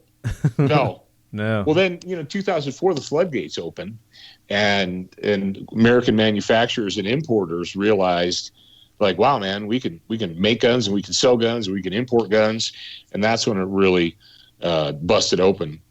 Being in the Marine Corps, I obviously knew how to use an AR or an M16, but the really getting deep into the weeds with the AK pistols. I mean, that's something that we can thank the guys over at Alex at freaking SB Tactical for breaking that gate open, because 8 years ago a Draco pistol was basically a range toy. Yeah, it was cool. It's a novelty kind of thing. It makes you look like a gangster, but they're the cool in movies. But it wasn't until Alex at SB Tactical broke the dam open, and then everybody jumped on. So yeah, it was just Wild West after that, man, with the pistols. So what really got you hooked on the AK-47? Because just looking at your post and talking about it, I would say that you really like the AK more than you do the AR. Well, it was probably about, I don't know, 15 50-50? years ago or something. Yeah, about 50-50. I mean, I run both. But I felt like I needed to, I put so many thousands of rounds through an AR. I felt like I needed to step up and really learn how to run an AK. I've been friends with Sonny Pazikas since 1999. Oh, wow. And before you knew who the hell he was. Yeah. It's before I got into this. Of course, of course, he's an AK running freak, and then of course Jaeger's an AK running freak too, and I started training at Tactical Response, both with AKs and ARs, and Nagants too. Oh, really? I did a fighting rifle class with the Nagant. Were you just trying to piss Jaeger off? I was going to say, what kind of shit did you catch for that? Oh, he had much respect. Are you kidding? Yeah. I had a full-size Nagant with an 18-inch bayonet, and I ran fighting rifle with that. There were lots of people there. Some people remember when I run into people. They're like, I remember you. You're that guy who came with the Nagant, World War II the Mosin rifle. You can get those bastards hot. Oh, I bet They'll you can. heat up. Yeah. I believe it. Yeah. I believe it. And you didn't poke anybody's eye out with that? Oh, almost. So, do you guys know why this is an AK question, kinda, because the PKM runs off 7.6254. Do you guys understand why 7.6254 has gotten to be hard to get? Because the 5.45, the 7 and 6 stuff got banned because of the AK pistol that somebody built with it. So you had an armor-piercing pistol, and that's what the ATF used as a lie, fraud, a fraudulent lie to ban it. But far as I know, nobody's made a Mosin pistol. Oh God, I bet somebody has. But yeah, there is. Do you guys know why it's so hard to get? It doesn't make any sense to me. But today? Yeah. Well, everything is today. Well, no, as of a year ago. A year ago? Or a week ago. No, I mean 2 years ago. Sorry, I forget. He's just saying that in normal times, when other ammo was plentiful and regular and easy to get, you're saying that wasn't. Yeah, exactly. Well, the 54 in 2018 was 17, 18, 16 probably. Century was bringing it in under the Red Army Standard label, and then who is it? Barnall started bringing it in, and the Barnall stuff's really good. But I was still able to. I mean, I've bought ham cans. I must be out to lunch. I was. Yeah, but before the current situation, psychotic situation that we're in. I could find it, and it was, quite frankly, it was the least expensive 30 caliber cartridge you could find. It was less than 30-30. Should have went to AmmoSeek, Brian. Yeah. AmmoSeek.com. They'll find it for you. There you go. So let's do this. We're starting to run into our time here. I want to get to these listener questions, and then we got a giveaway to do. We haven't talked much about what our main topic was going to be, the Vietnam AK and RPK. We haven't talked about the RPK at all, but let's do this. Let's take some questions. Here's one from John Adams. He says, who supplied most of the weapons to Vietnam?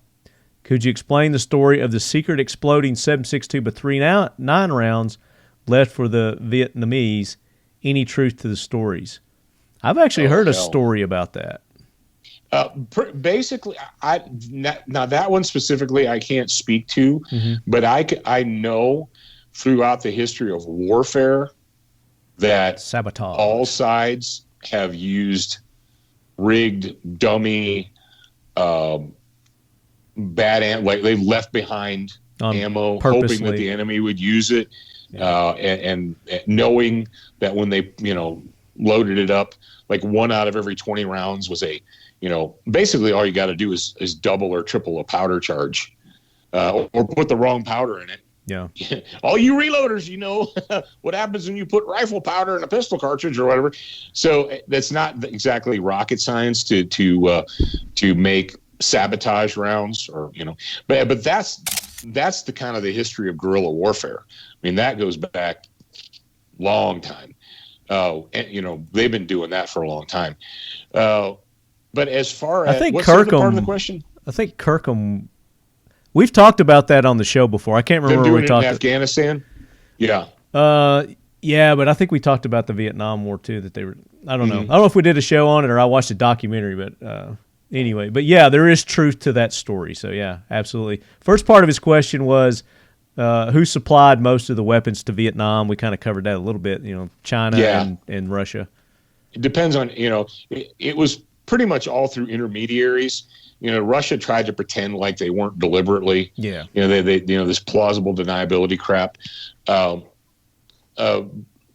But yeah, it depending on who you talk to, depending on which unit it was, the stuff that was going, into Cambodia, into Laos, coming over the mountains. Everybody tried to have plausible deniability, but they still kept getting guns and ammo. Yeah. Dickie the Third wants to know, what was the most effective tactics utilized in Vietnam, either side? Agent Orange. Agent Orange. Okay. It's my understanding that of all the casualties in Vietnam, those from actual gunfire were fairly low. Oh yeah, it was artillery. And also B-52s. Tremendous amount. Well, on the Viet Cong strategies against us, that it was almost all IED booby trap type stuff. That there were that the percentage of casualties due to actual gunshots fired in ammo were very low, or fired in anger rather, and that was a big reason. One of the big reasons for My Lai was that these guys kept getting tore up, and they didn't have anybody around when it happened. And there were other reasons, failures of leadership, in a really big way. But that was a big complaint, is they were just getting slaughtered, and there was nobody there to shoot back at. Well, that's a psyop. Booby traps are a psyop. It's like a sniper. You have a sniper, and he kills one guy in a company, and everybody in the company is now looking demoralizer. At every shadow, every sound, or whatever. Yeah, it's a psyop. And the same thing with booby traps. You have a whole company, and 2 guys in the company get either their legs blown off, or they step in punji stakes, or whatever, and everybody knows that, and there's that frustration because you can't shoot back at the booby trap, because it doesn't hurt. But as far as, if you talked about the Idrang Valley or something like that, there was a whole lot of people died from freaking machine gun bullets and AK bullets and so forth. The most effective thing that we had besides B-52s and what have you. And the B-52s weren't as effective as they could have been because, we were trying to blanket bomb, but artillery. And that was one thing that they learned to fear, whether it was the VC or the NVA, was our artillery and how precise it was. It wasn't just, well, let's point these cannons at this, 5 square miles and hope that somebody gets hit. Mm-hmm. We had FOs that could call artillery down onto square yards, 8-digit grid kind of stuff. And that was, and we fire bases are something that go back to to medieval times. The concept of a fire base or forward operating base and what have you. And that's what we used to really good effect in Vietnam. And we moved that over to Afghanistan too. Naval gunfire, howitzers, whether they're light howitzers or heavy howitzers or self-propelled or what have you. I've got a lot of respect for those guys. Because they really, it's high science. Those are the smart guys. Yeah, at least the guy who's spinning the whiz wheel is a smart guy. I don't know about the guy who's pulling the cord, but everybody likes to shit on the Air Force, and at least back in Vietnam, my dad was Air Force in Vietnam and was interested in the technical side of things and thought that would be cool. So he volunteers and he becomes a weatherman. And then what he didn't know about that, or maybe he did, he passed away a while back. I never got to ask him, but he was a combat weatherman. And if you want to talk about a shitty job, what his job was that's like Jim Cantori. Exactly like that, except that you're on the front line. The weather guy? Blowing only taller.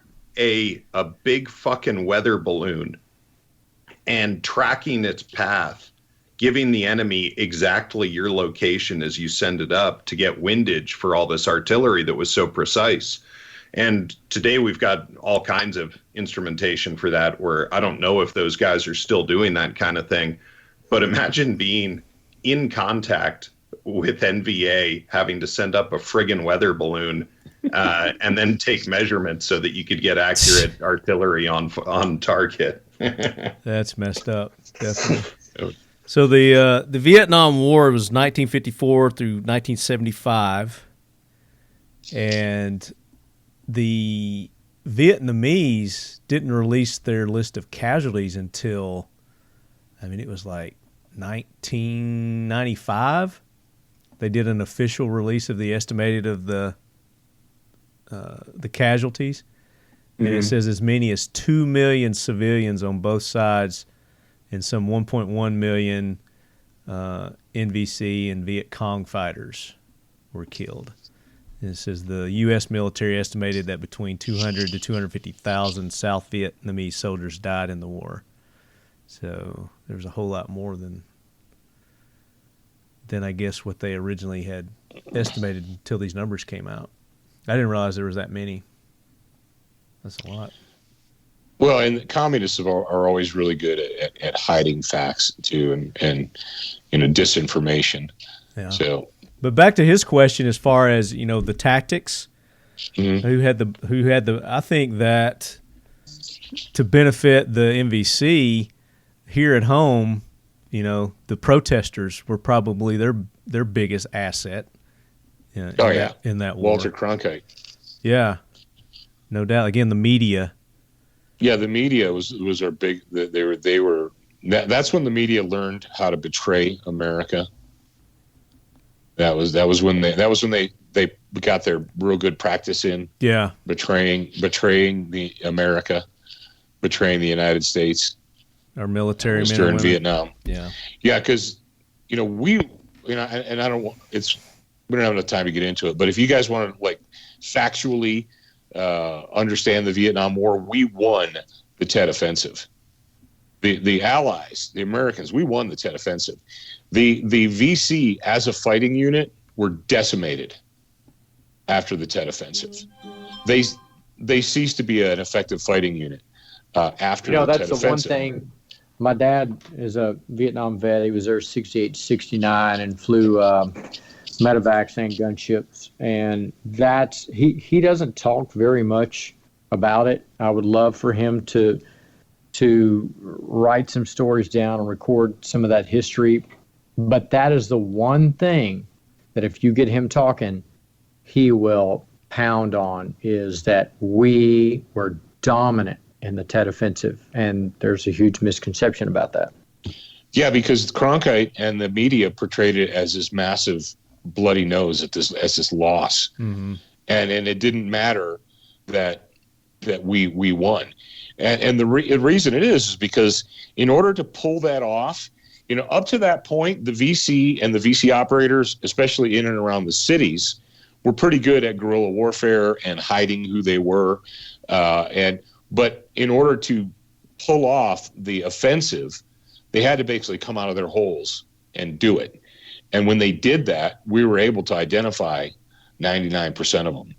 And after the Tet Offensive was over, after we won that, the VC as a fighting, basically as an effective fighting force, were finished.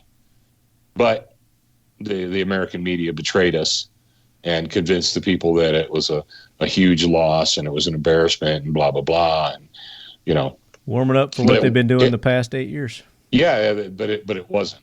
It actually wasn't. Let's go to our next question.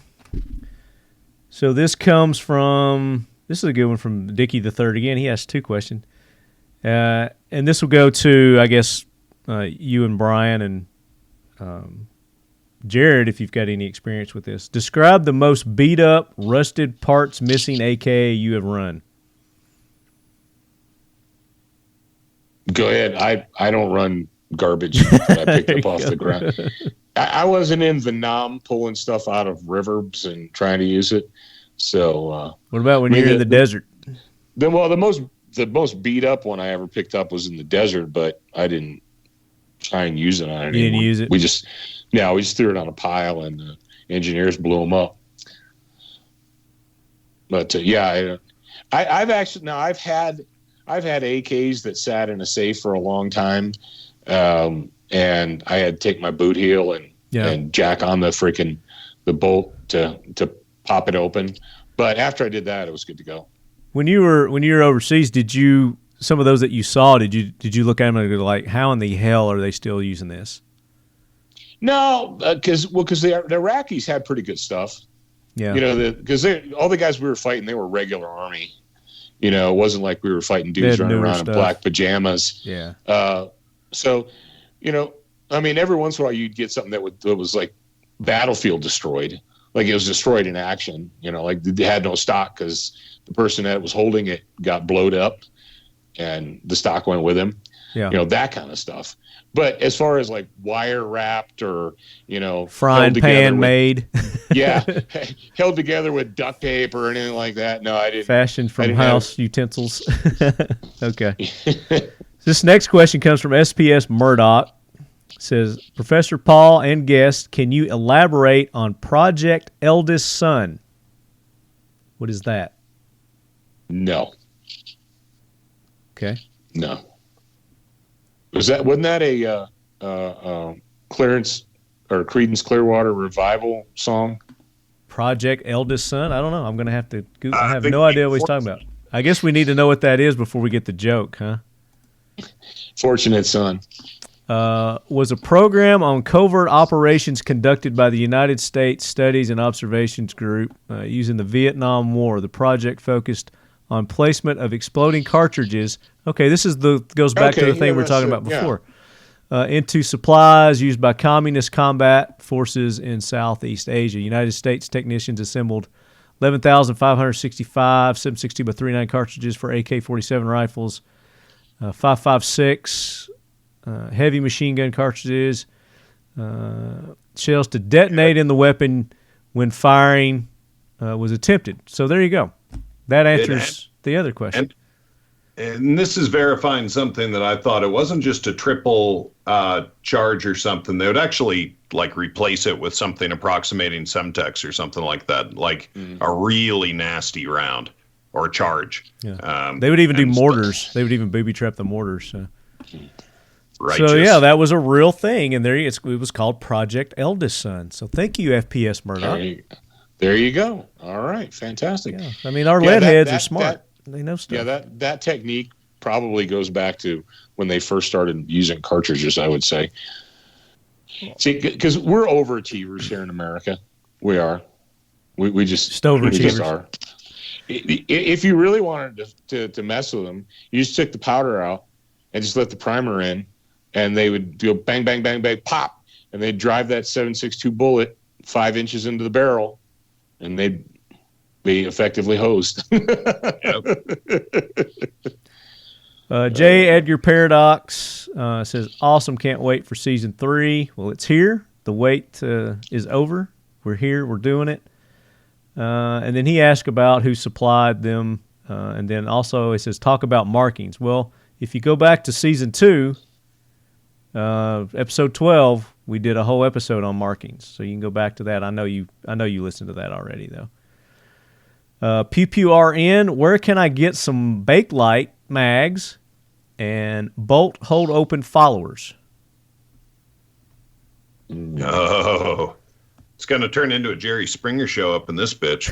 Here we go, Brian. That's all you, Brian. Yeah, totally. Brian's like, you tell me. No. I mean, Bakelite, as I understand, is embargoed. You can legally possess it in the U.S. You just can't legally import it. And so sometimes you'll find some that have been sterilized or sanitized, rather, where they'll be spray painted to look like a black plastic mag. Few of those are floating around.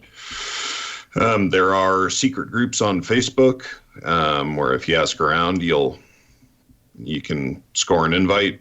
And the price is gone. The price has more than tripled in the last 3 years or so. When I was buying them, I was trying to get them to buy on the website.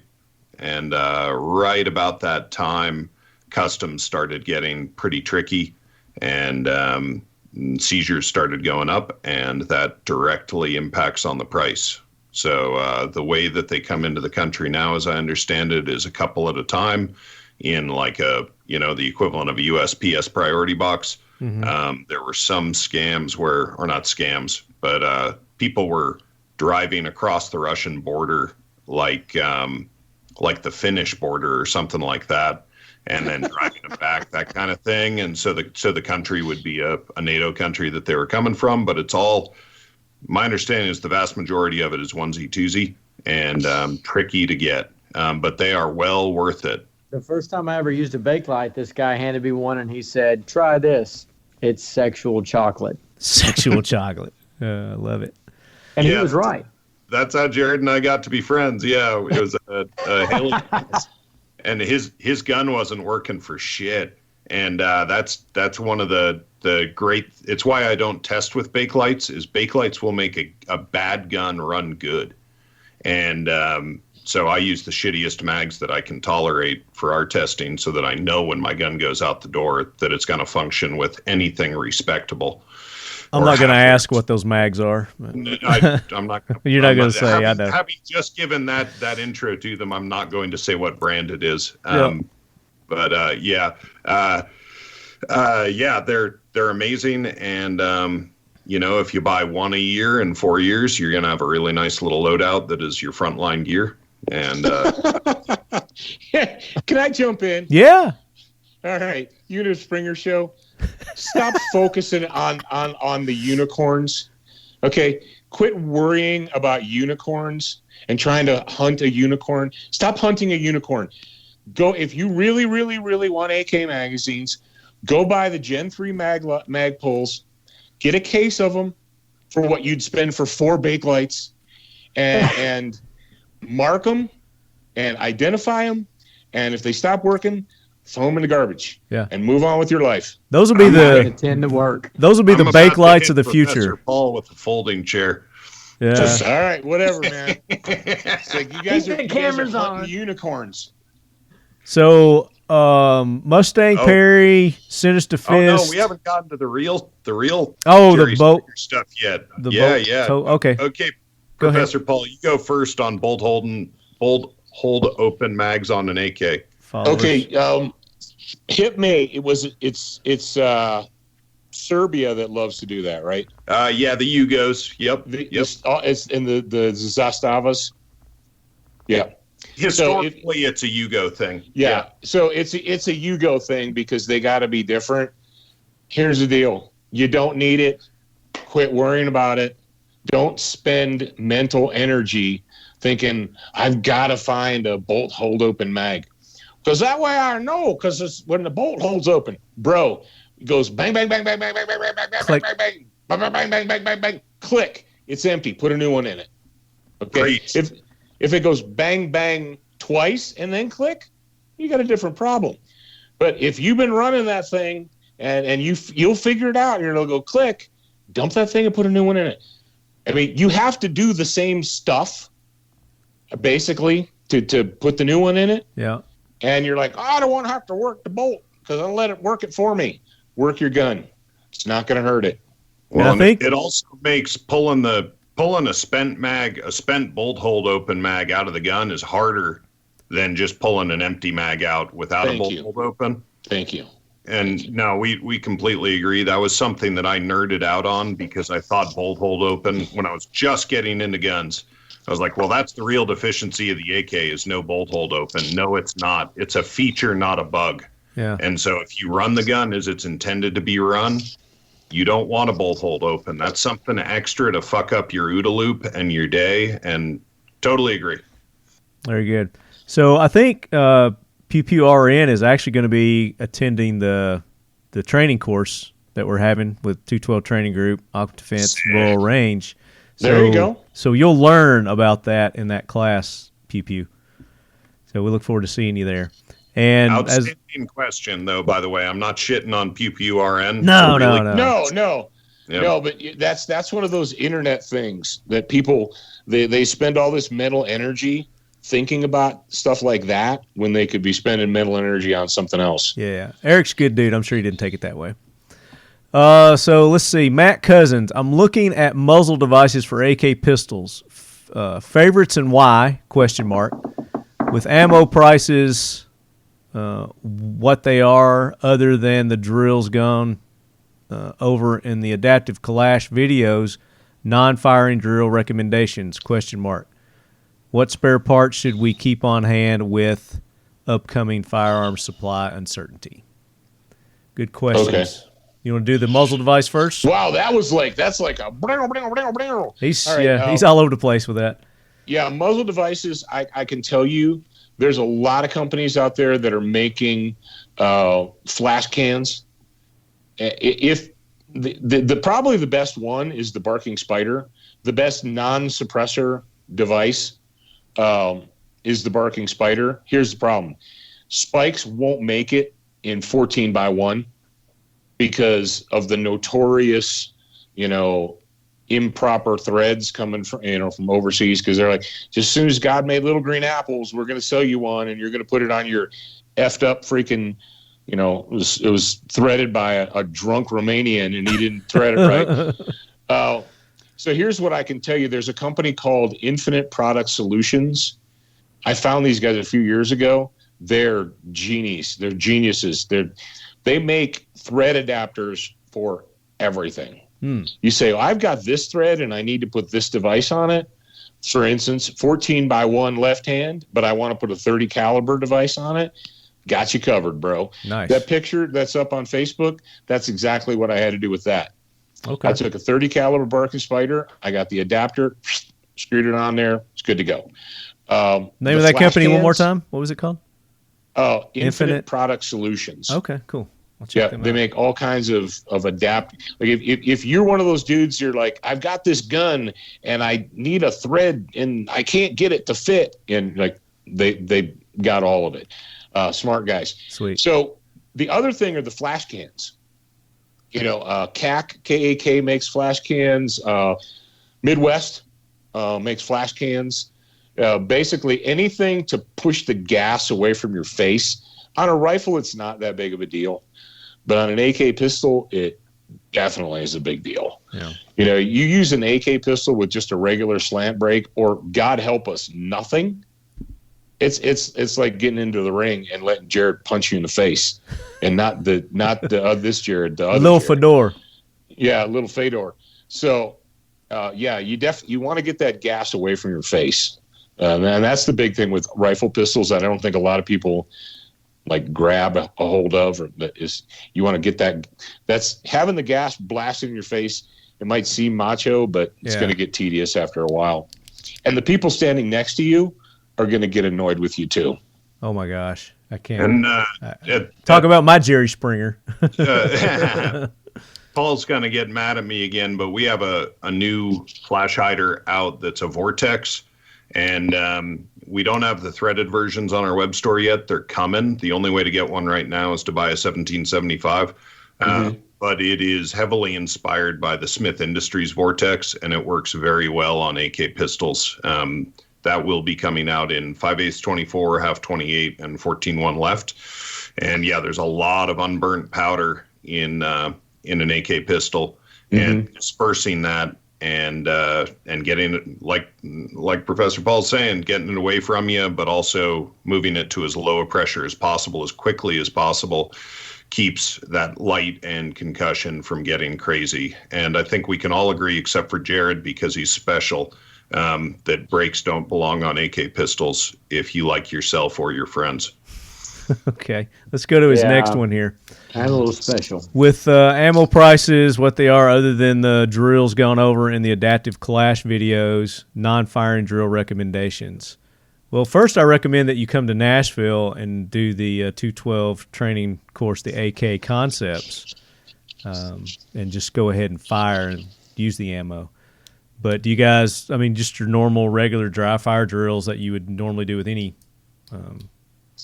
pistol, rifle, whatever. Any platform? Yeah, well, yeah, any platform, any drill that just works basic manipulations is valuable. One thing that I think a lot of people skip over or forego in dry fire or live fire practice is the follow-through aspect. In trigger sights, what the rifle can tell you and give you as far as feedback goes in dry fire and live fire. Speed is sexy, and it should not be stressed as much as it is in the world we live in. The value lies in every trigger press of evaluating the efficiency of the trigger press and the effects on your sight picture of that trigger press in dry fire and even in live fire. There's a huge value in evaluating what the rifle is telling you after that trigger press, be it dry fire or live fire. If you just pause long enough to take in that information and process it, that's where the value comes. That's your reflective process. Paul, you got anything to add to that? Yeah, absolutely. If you're a new AK person, you need to learn how to work the machine.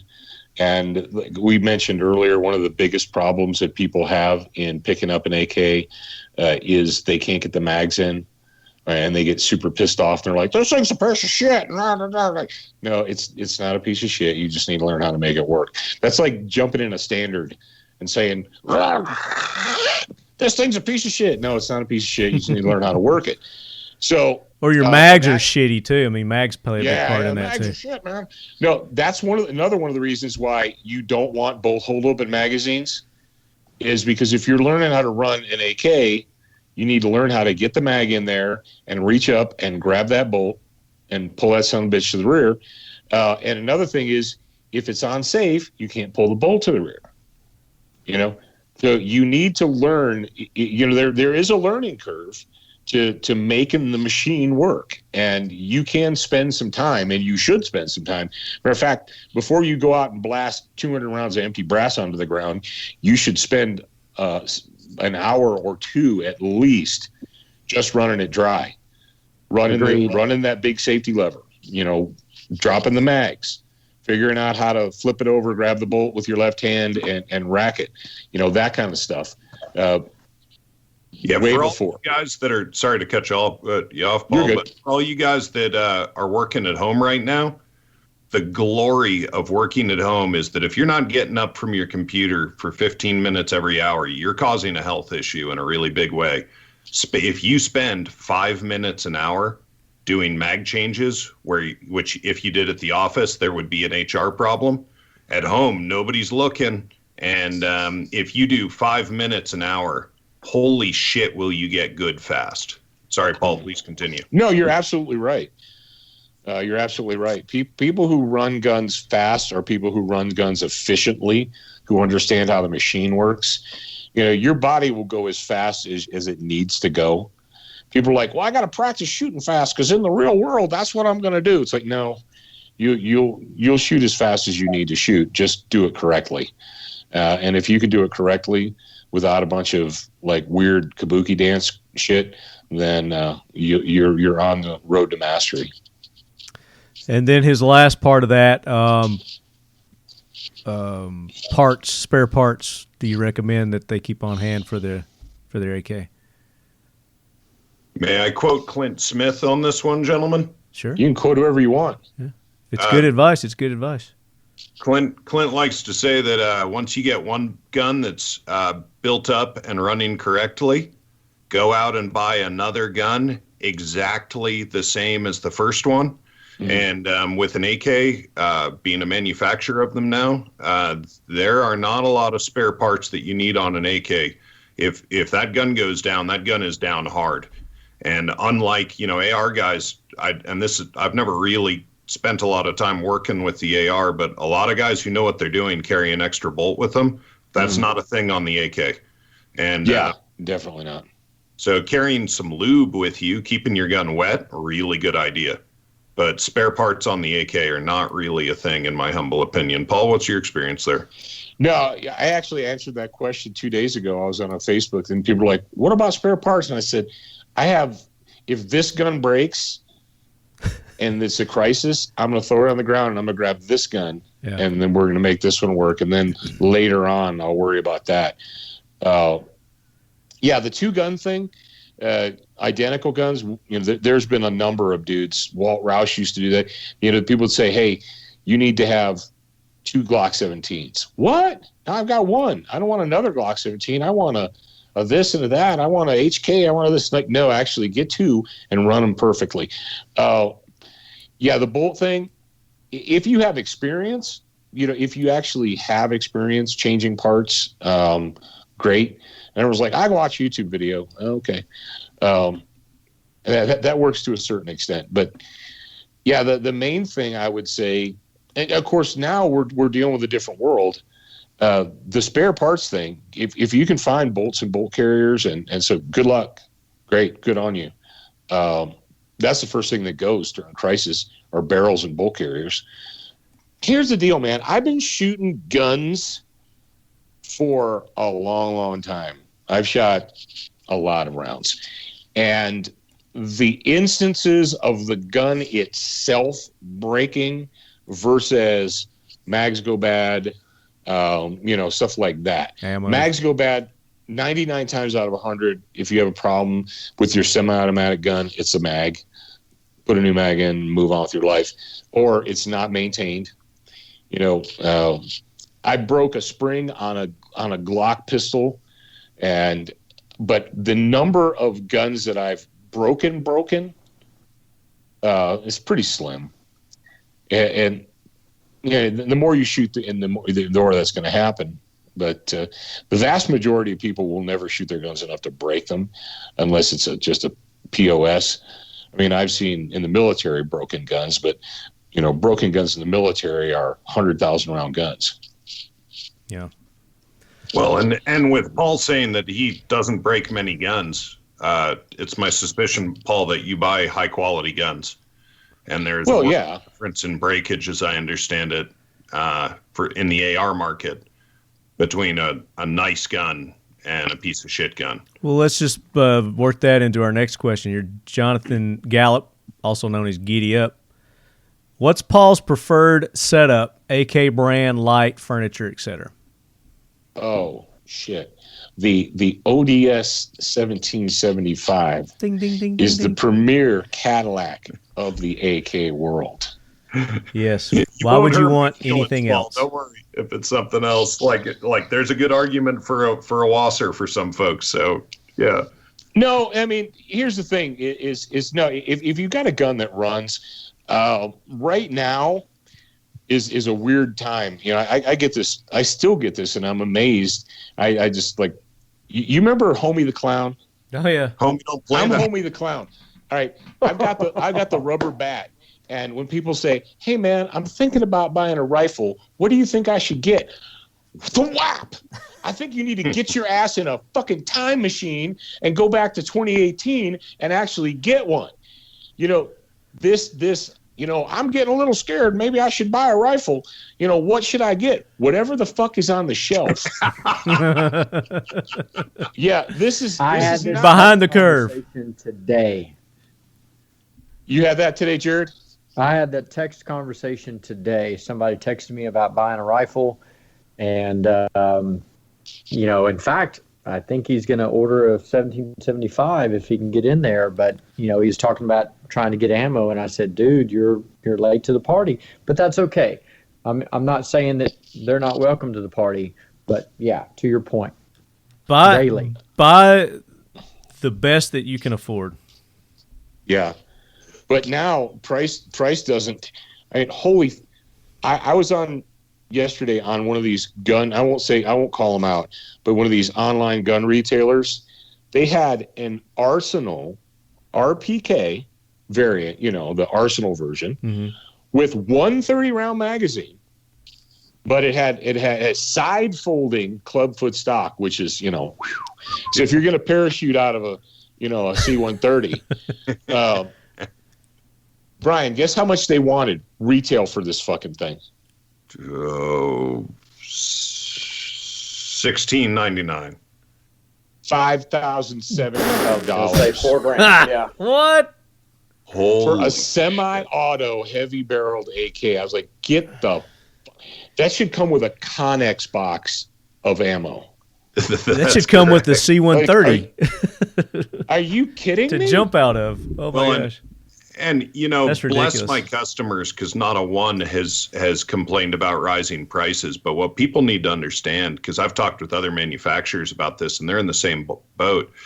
Before the whatever you want to call what we're in, I was paying $50 for a bolt, and now I'm paying $100 for a bolt if I can get one. Mm-hmm. And so lots of parts to manufacturers, we're paying retail, folks. And so when you see a bolt on a website for an AK, that's the price that I'm paying to make these guns. And so not many of these manufacturers, even with the rising prices, are cashing in. Now, there's some people making, I'm not saying that there's not some folks like your $5,000 RPK there. Obviously, somebody's cashing in on profit there. But for a lot of the AK builders out there, these rising prices are just a function of what we can get stuff for. Oh, yeah. And everybody, I had a manufacturer explain it to me. He's like, look, we're all in the same boat. We're all trying to get barrel steel. We're all screaming at DuPont for fucking polymer, and we're all in line. He said, it doesn't matter whether it's Ruger or Smith or SIG or fill in the blank here. They all buy, most of them, they all buy their bulk stuff from the same manufacturers. Mm-hmm. And it's not like Keltec has a polymer manufacturing facility. They're buying it from DuPont. And everybody's buying barrel steel from this, the same half a dozen or handful of manufacturers. Right. And so when you got people, I had a guy tell me, he said, I went through this year in 2020, last year, in 2020, what normally would have been 1 year's worth of barrel steel in 6 weeks. Yep. And he said DuPont was telling him it's going to be at least 6 months before we can get you your fucking plastic. Oh, yeah. No, that's why I started making stocks, is because Magpul, you could not get a Magpul stock on the AK market or on the open market. And my raw steel for like making rear trunnions, our pick rear trunnion, my prices are up 50% in the last 6 weeks on raw steel. Well, it's a sign of the times, Yep. It's a sign of the times. So, it's it's not, like Paul said, you should have bought one back in 1998 But we are where we are now, and if you want You should one, have bought one in January of 2019. yeah, right, a year ago. But yeah, so I think that answered his question pretty much. So let's move on. Last question, and then we're going to pick winners for our contest. And what I want to do is I want each one of you to go through our questions and pick your favorite question, and that's who we're going to award the. And I may not have read them all, so you guys can kind of scan through there. Matthew Lottie, and I don't know if any of you guys know the answer to this or not. We probably need James for this one. Do you know how to tell what year a Hungarian AMD 65 was made, and what's your favorite AKM model? Woo! Woo! Hashtag mushroom cloud. I don't.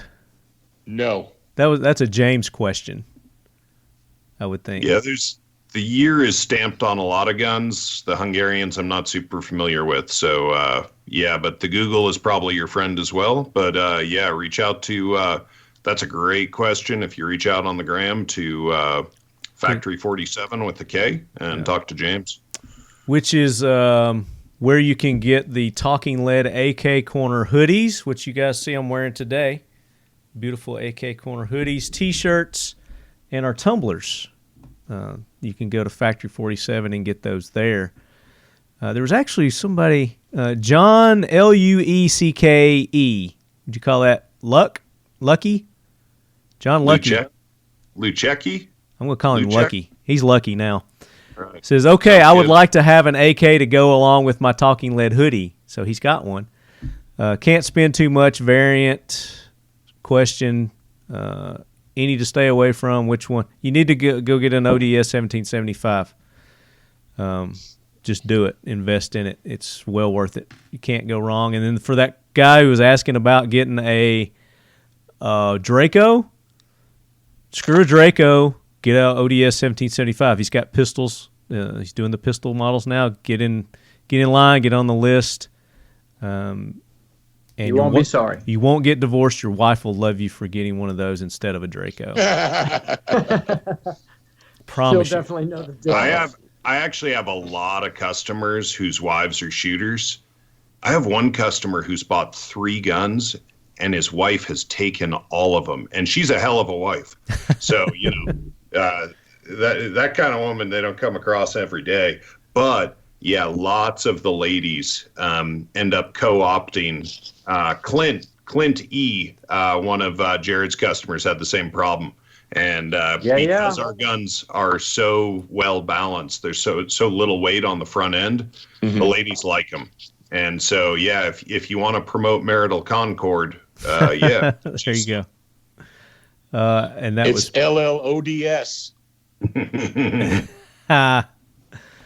All right, guys, let's do a giveaway. We're going to do 3 giveaways. So we've got the target system from Guardian Target Systems / TADS manufacturers.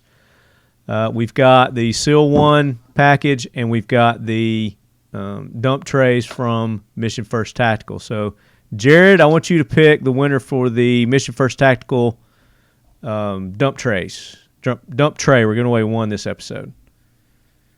Okay, I'm going to go with John Adams there, who posted the question, who supplied the most weapons to Vietnam? Is that on Instagram? That's on Instagram. That sparked a little conversation with my pop when I read that. So okay. I'm gonna go with John Adams. John Adams the third. John Adams III. Long-time Leadhead, shoot me an email, talkinglead@gmail.com with this episode number, Season 3, Episode 1, and the dump tray, and we'll get that to you. Brian, I want you to pick... I never knew about the exploding ammo being called Project Eldest Son, and so I'm going to go that way because I learned something off that one. Okay, so that's going to be for the Seal 1 package that they're giving away, and it is going to include their package. You're going to get a 4-ounce SP4 paste. You're going to get 4 packages of Seal 1 pre-saturated SS10. It's called Seal Skins. And a 1,000 count pack of our dry cleaning patches and a T-shirt. So all that from Seal 1. And who's going to win that prize package? Well, Brian? I didn't know about Project Eldest Son being the name of that deal with the exploding ammo, so that taught me something. Yeah. And so whoever that was that Murdoch? That was Murdoch. FPS All right. Murdoch. So FPS Murdoch, there you go. You get those. Shoot me an email. Show title, Season 3, Episode 1, AK Corner, and then your prize, Seal 1 prize. And your shirt size, apparently we're going to need your shirt size because you're going to get a T-shirt too. So that's pretty cool. So then our next prize is the Guardian Target and Stand. It's compatible for any terrain. It will easily set up in under a minute. With a lightweight and compact design, the stand can be easily folded up and slid into a backpack. With our lightweight and compact target system, there's no need to look any further. The stand is designed to accept all of our targets with the quick turn of one bolt. And you guys check them out at guardiantarget.com. And I think you're going to get one of their triangle AR-500 steel targets that go with that. So, Paul, I want you to pick the winner for our Guardian Target and Stand. All right. I'm going to go with the one who said about muzzle brakes, and he also had like two other questions. I'm looking for muzzle devices. Matt Cousins from Facebook. Matt Cousins on Facebook. Okay. Very good. Facebook, yeah. Matt Cousins, shoot me email, talkinglet@gmail.com. And put Season 3, Episode 1, AK Corner, and your prize, the Guardian Target. And we'll get your info for that and send it to you. So very good. So this has been a great kickoff for our Season 3 of the AK Corner. Was there anything else that we needed to cover? You guys think we needed to cover on this? Or pretty much all over the place on this one. We covered more ground than Marco Polo. We did. We talked ARs, we talked M16s, we talked Mosin Nagants, SKSs, AK-47s, and we didn't talk any RPKs, but that'll leave us for something to talk about another That's episode. an AK with a big fat barrel and a carrying handle and a clubfoot stock that costs $6,000. There you go. Hey, folding club Folding. Folding. That's right. So you can jump out of an So you can airplane. shoot from the hip. Yeah. You can parachute off a mountain with it if you want to. But Paul, thank you so much for taking the time to be on. We greatly appreciate Well, thank it. you for having me. It's been fun. Would love to have you back. We're doing 12 of these. We're doing one a month. So love to have you back on another one. Maybe you don't want to come back on another one. Well, for more information about Paul Markel and what he does, go to studentofthegun.com. And your podcast, you've got a podcast, you do videos, you got a YouTube channel. You're on Full 30. Fuck YouTube, you're on Full 30. We have our own channel on Apple TV and Roku. Well, see, I didn't know that. I didn't know you're on Apple TV too. How did you not know that? We've had our I own don't Roku have. I channel. have a Samsung Android. Fuck Apple. What do you watch? Okay, well, so if you guys have a Roku stick or a smart TV or an Apple TV, we have our own television channel. It's called Student of the Gun. There you go. That's right. Are you on Prime also? Can I search Prime and find you? I don't think they like us anymore. Oh, bastards. Okay. I don't think they like us anymore. The hell Hey, with them. now, Kindle, you can get the books on Kindle Books or Amazon Books. Right, and just All the Paul Markel, Markel, and his books will come up there. And then you can go to your website also, Student of the Gun, and they can buy there. And you have med kits that you guys give away. We just had a big $10,000 giveaway, 5 prize packages, and you guys included some of your med packs on that. Pocket Lifesavers. Yeah, your pocket lifesavers, and there was another one too. But they can all kinds of stuff you guys got. Go to their website, you check it out, check out their store, and show them some love. Let them know that the Leadhead Brigade is behind them. Also, make sure you go and support all our sponsors, our supporting sponsors of this season of the Talking Lead AK Corner. Occam Defense Solutions. Brian Keeney just dropped a bunch of new stuff on us. They got muzzle brakes coming. There's a secret thing that we're going to announce next episode maybe. Talk about everything you guys got going on. Yeah, you got to wait. I'll have to wait to see it on Facebook. I'll probably have to wait too because I didn't know about any of this stuff either. Or just come to some AK classes around the country, you know. Yeah, we're not all as lucky as you, Jared. Shut up. Yeah. If you're 1 inch away from a little person and you'd like to be a product tester, let us know. Hell yeah. Yeah. Advanced way to get it. Now, we're making as much cool gear as we can, as quick as we can. That new product, we'll be ready to talk about it next time. Maybe we'll drop it on the show. And but it doesn't take a rocket surgeon to figure out where we're going and what we're making. Realistically, if I want one of your rifles, what's my procedure for doing that now? I know there's a list, there's a waiting list. Yeah, we're changing it up because prices are rising so dramatically that doing pre-orders doesn't work because we end up losing money, which is a bad way to stay in business and a great way to be poor. So what we're doing right now, just subscribe to our Instagram channel, and we will drop an announcement saying, hey, we got 8 guns available this week. This past week it was 4 pistols, 4 rifles. We're doing 1 color a week. So my Cerakoter and right-hand man Cody he does a whole bunch of stuff other than Cerakote, but we try not to make him go insane. So we're doing 1 color a week and kind of rotating through. Right now we're booking out. So we're taping on, I think what's today? Today's the 12th. Dropping the 15th. We're looking for shipping the first week of February. And so by the time this comes out, look for another announcement, within, it's kind of once a week, we're going to be booking another order. So call it about 4 weeks lead time right now. Okay. That's fair enough. Taz Fabrication. Make sure you go check them out, TazFabrication.com. Since its formation in 2014, Taz Fabrication has grown from a small family metal fabrication company to a 1/3 veteran-owned LLC with 3 partners. Our company focus is to provide sheet metal parts, fabrication, and welding services to such industries as transportation, defense, environmental, and federal state government. We also design and build custom metal artwork, which that may be coming up in some episodes coming up. For local and corporate entities. Our staff is prepared and equipped to handle fast turnaround prototypes as well as high and low production.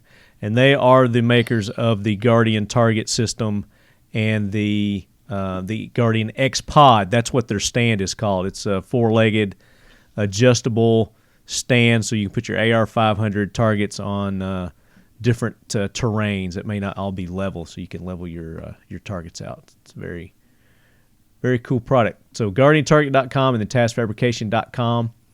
And then, of course, Seal 1.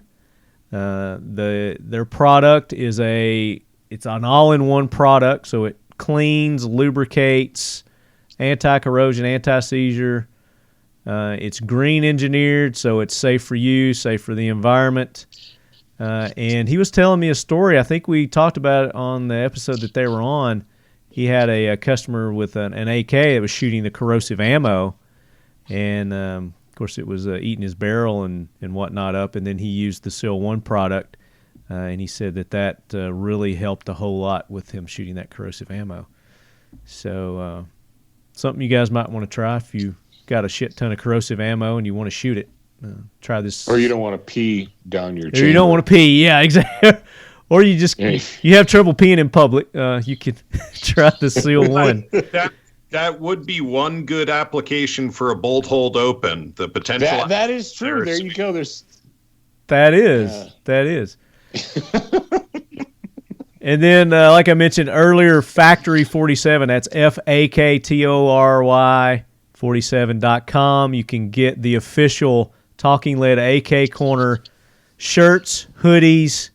We've even got shirts for the ladies. So for you lady AKers out there, you can get some nice, form-fitting AK Corner shirts. They're cool because they're two-sided. So on the front, you got our logo, and then on the back, you've got all the different logos for the the different country manufacturers of the AK.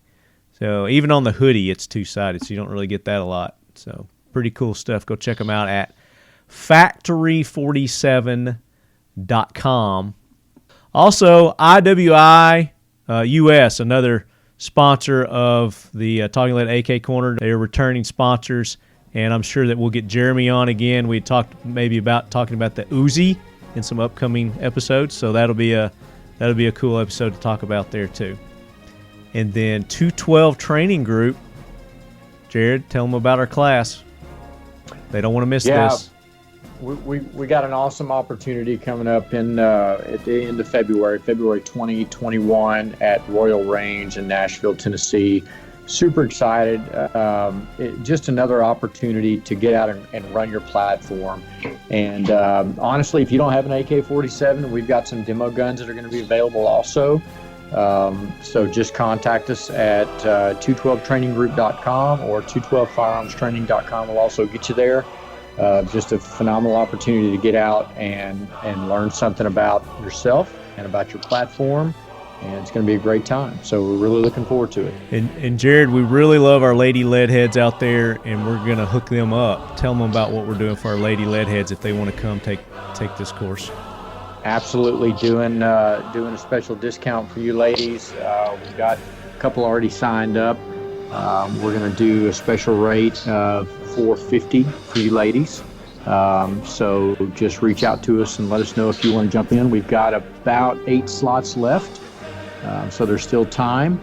And, still space. So still time and still some space. So just and we're going to be doing giveaways too in between breaks and whatnot. We're going to have little shoot offs, little competitions, friendly competitions. We're going to have some giveaways there. Mission First Tactical. It's going to have some custom AK Corner like dump trays, tactical wallets. There's no telling what else that they may have. So you're going to get a lot of bang for your buck. So that does it for this episode, Season 3, Episode 1 of the Talking Lead AK Corner. Hope you guys enjoyed it. If you've got suggestions or topics that you want us to talk about, talkingled@gmail.com. Put in the subject AK Corner, and we'll see what we can do about getting that guest or talking about that subject that you want to talk about. Paul, thank you so much, buddy. Thank you. Thank you, everyone. I'll see you later. See you. Brian, Jared, as always, thank you guys for taking the time to be on and making this show possible. Appreciate all the support and knowledge that you bring. Thanks for having us. A lot of fun. All right, lead heads, until next time, get out there and practice.